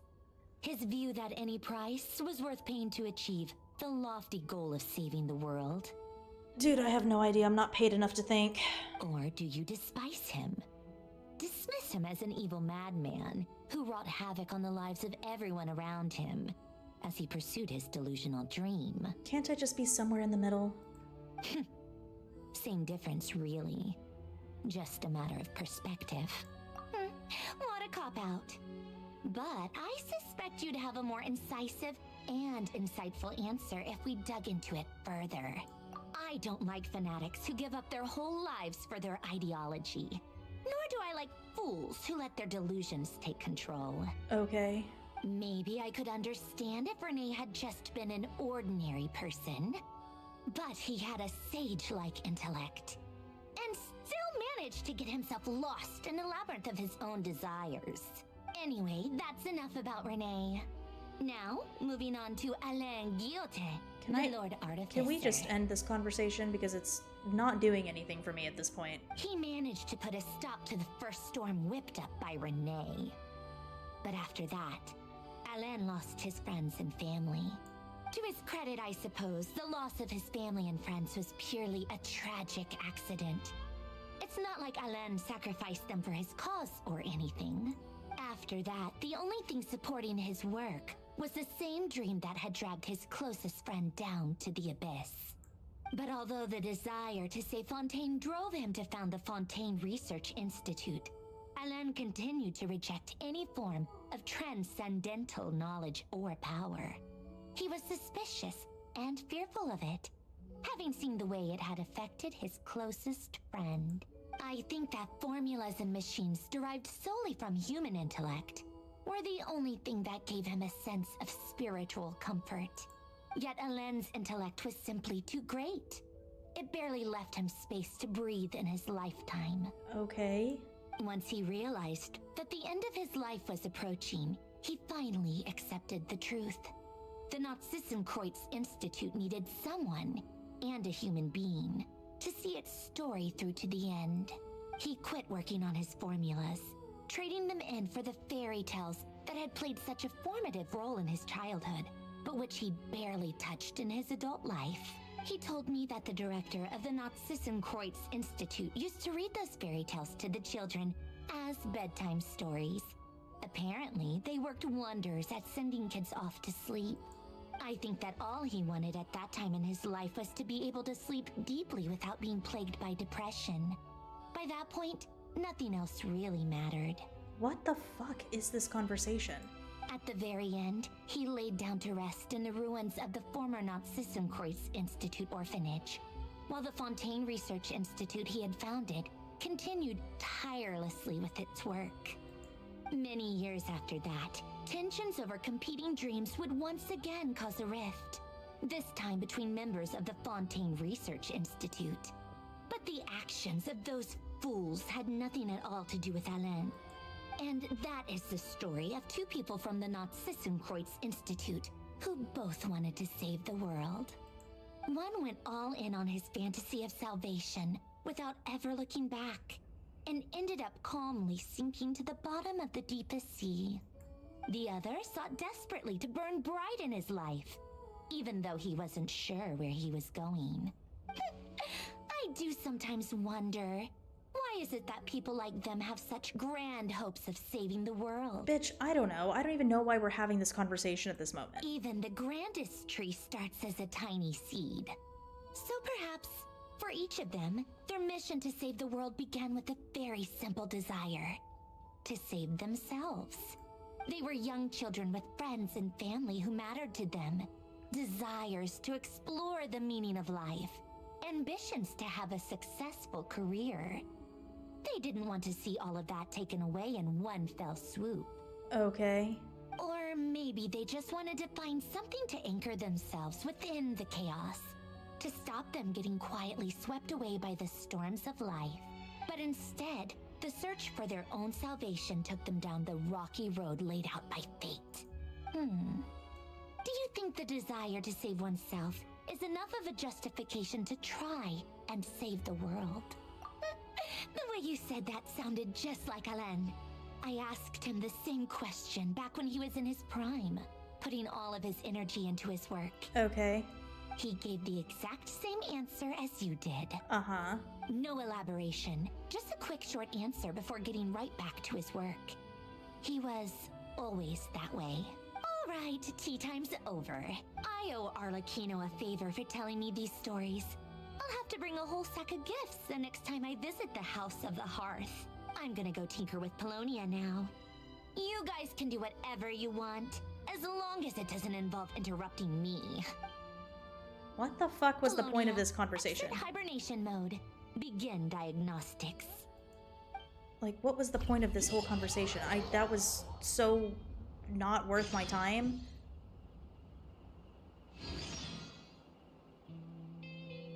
Oh, okay. What the fuck? So apparently that's the end of that, I guess. Okay. Cool, I guess. I don't really know how to feel about that, but... So, I will say, this Archon quest started out really good, but I don't really know how I feel about this ending. It kind of feels like it... I don't know, the ending kind of felt rushed a little bit to me, and that whole ending sequence, like, did not make a lot of sense. But, you know, that's just kind of how I feel about it. I guess it doesn't necessarily have to be the truth or anything like that. Yeah, I'm definitely not doing the Stygian onslaught.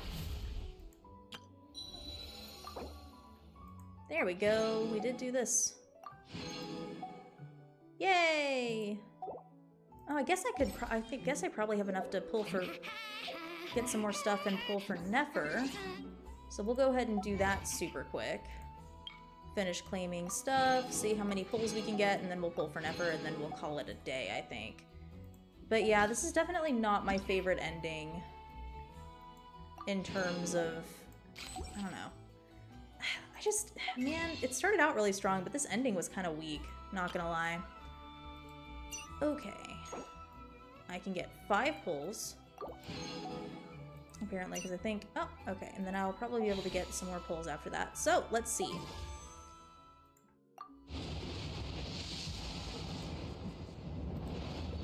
I definitely am not holding out a whole lot of hope. My luck in Genshin is notoriously dog shit, so... And like I said, I think the last character I pulled was for... Who was the last character I pulled? I'm not actually sure. I think it was Khaenri'ah. I could be wrong. Maybe it wasn't. I don't remember. Now, what 4-star did we get? Another Rain Slasher. Ooh, I got an extra... Okay, so now we can go here. We can get another one of these. And we can get another one of those. And now we have enough for 2 more pulls. Isn't that just handy-dandy how that ends up working out? If nothing else, we are just kind of gathering up pity for the next one. What was the last? Nope, that's not what I wanted to do. History. Yeah, I got Yao Yao. I think the last 5-star I pulled was Khaenri'ah. Oh my god, no. Oh, I guess I am on guarantee, though, because the last 5-star I pulled was fucking Mona. Hey, that's cool. At least I'm on guarantee. I mean, it doesn't mean shit for dick for me right now, but... If I manage to get Nefer, that'll be cool, for sure. Oh, but unfortunately, we got fucking bullshit again. Alrighty, well, we're gonna go ahead and call it a day here. Thank you to anyone who popped in, or who was lurking, or who was ever doing anything. I appreciate it. I apologize for the scuff in the beginning part of the stream, but yeah, I'll catch y'all in the next one. So, peace out.